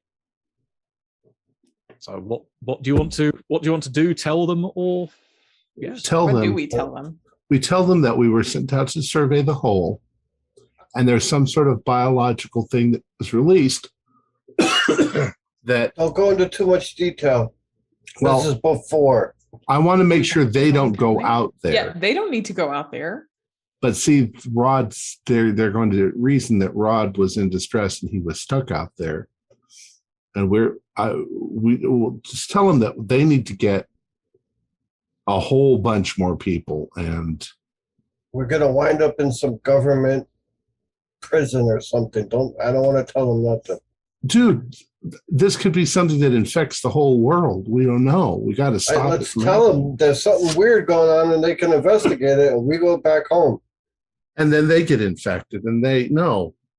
We have to tell them that there's a biological hazard, and I they agree have with to Chris. get everyone away from that area, I agree. and then talk to the government.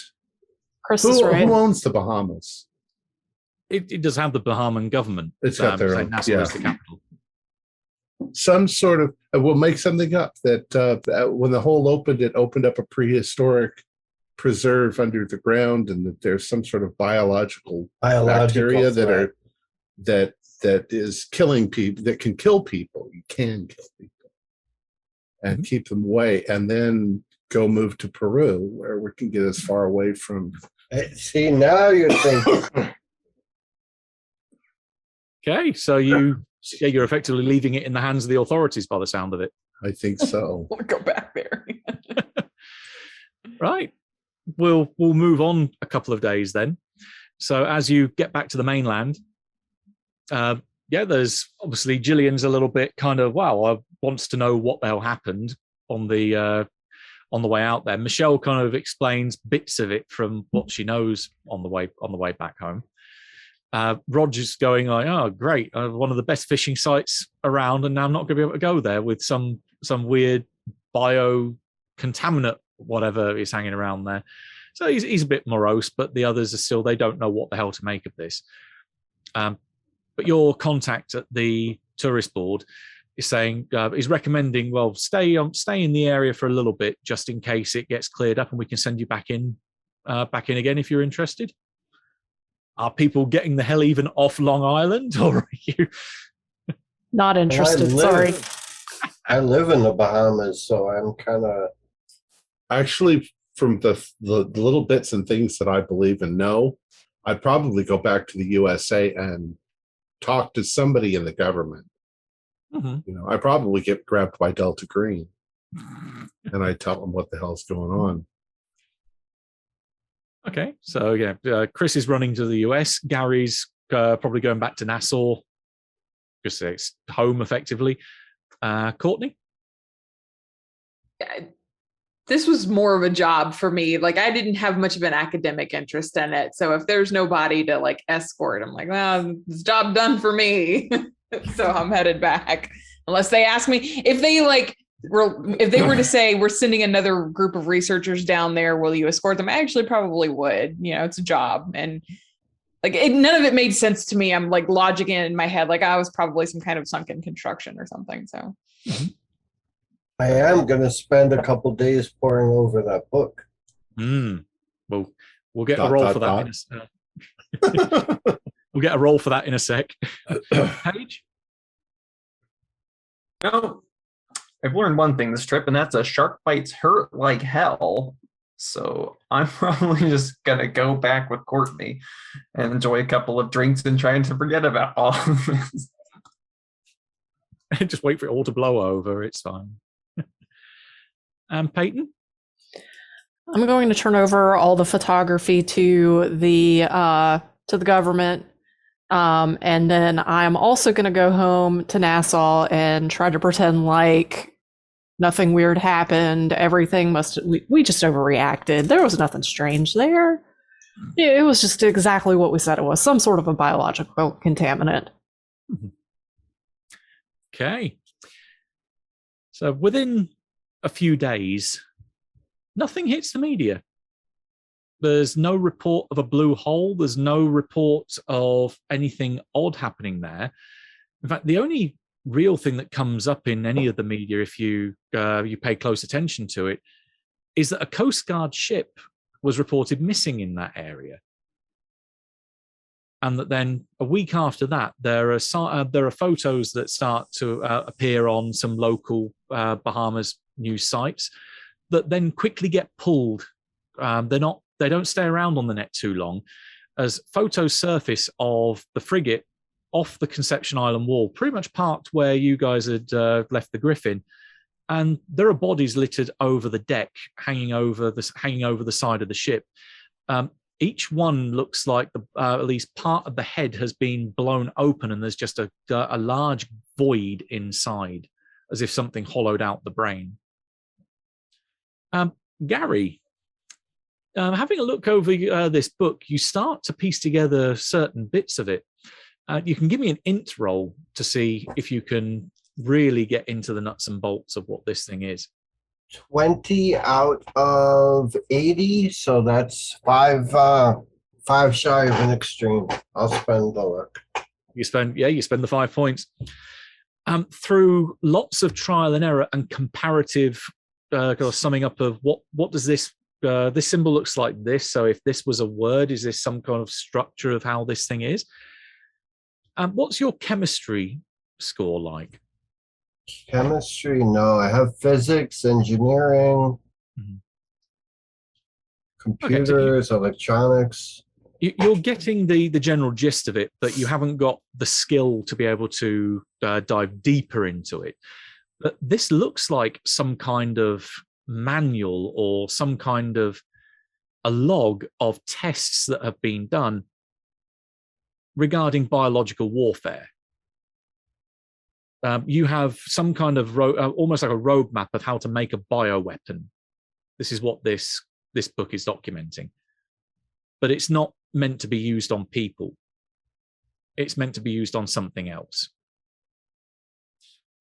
And again, a few more days pass, and there's these news stories start getting taken out. There's more pictures of plane flights start going over Conception Island, only to find large tracks have been almost carved through the earth as something big has rolled over the island. And there are carcasses of birds, there are carcasses of other wildlife, there are sharks which are washing up on the shore, all of which have got these large holes blown from the inside out from from their brain matter. And go ahead, Gary. If I start seeing that, I'm going to take multiple photos of the book for my personal use. Then I'll overnight it to CIA, or I'll make sure to go in, put little disguise as best I can and overnight it to one of the alphabet agencies. You could send it to me because I'm trying to get them to believe me. Well, I could send you pictures if you text me. Okay, and all this culminates as you send it off. You make sure it goes to someone who could hopefully use it, and that's when the first reports start coming out of the north end of Long Island. Or rather, everything stops coming out of the north end of Long Island, apart from one picture that rapidly gets uploaded to the cloud and then starts to go viral, of what looks like a large blue blob about the size of a house that just starts rolling out of the sea and starting to devour everything in its path. And that is where we will leave it. So, any questions? So Could we have stopped it? Oh, sorry, go ahead. The blobs were the things that the elder things created to destroy whatever brains the Shoggoths had. Very close. In the wake of the first Shoggoth rebellion, the Shoggoths, or the elder things, realized that the Shoggoths could potentially be a problem, and it was all because they'd made a mistake and give their stupid slaves intellect. They gave them a brain. So they thought, well, if we can engineer a biological weapon that could be deployed quickly and affect only Shoggoths, we can potentially kill another rebellion before it even, if it was ever going to start again. This was a testing facility for the biological weapon, and it was deliberately encased in the bedrock so that if anything went wrong, that the Shoggoths couldn't escape, and effectively it would seal the whole area. Those blocks around what was originally a gate was the arch. Right. Normally, elder things don't use gate technology; they just flew wherever they wanted. But because this was a completely sealed unit, they had to have a way of getting out. So they built a gate, but of course, when the roof collapsed, it smashed it. Gate. But they're also like blast doors that potentially, if you'd poked around a few other bits, there's a way that you could potentially have started a lockdown, and the whole base would have started to close in on itself and potentially collapse because of the geologists had the hint that there's all those cracks in the bedrock above the facility.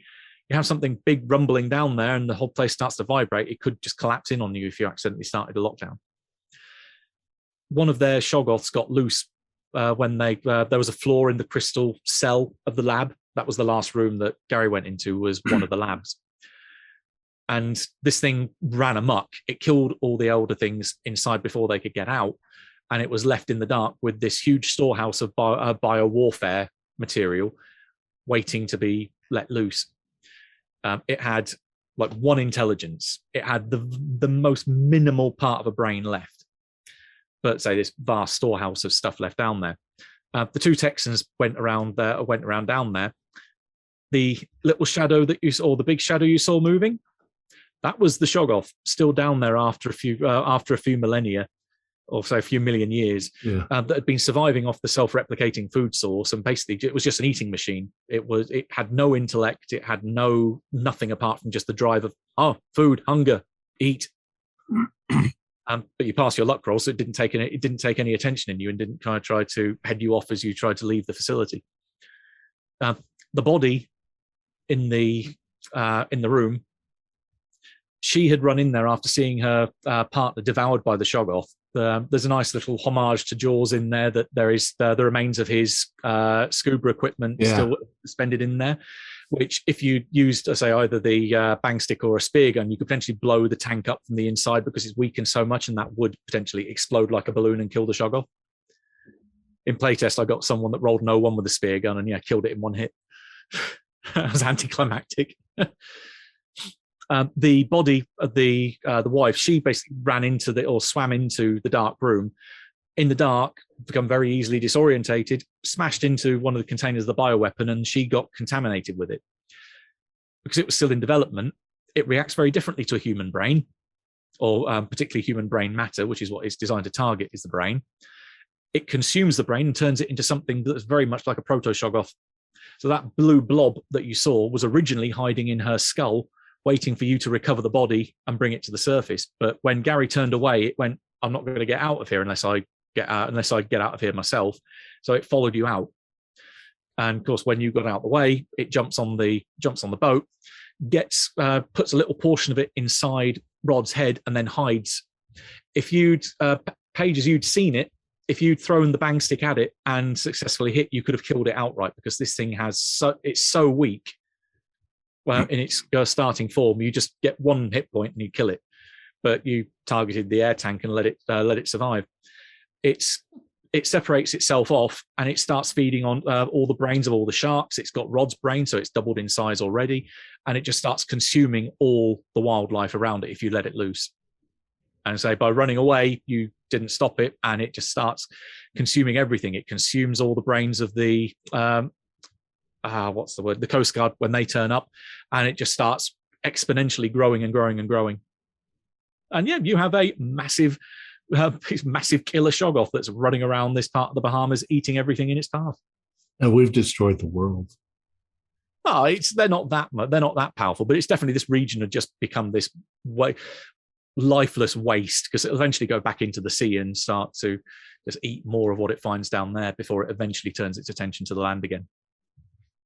Yeah, but won't the proto-shoggoths just keep multiplying and moving outward and outward from that spot? Yeah. They send off little parts of themselves that they can use to burrow into other people's brains and then consume them from the inside out. And then generally that will create another blob, but it will be instinctively drawn back to its original creator. So if I had just attacked it instead of trying to, be all cool, pulp style, yeah, you would saved a lot of lives, but I didn't. You would have saved a lot of people, but those are the breaks.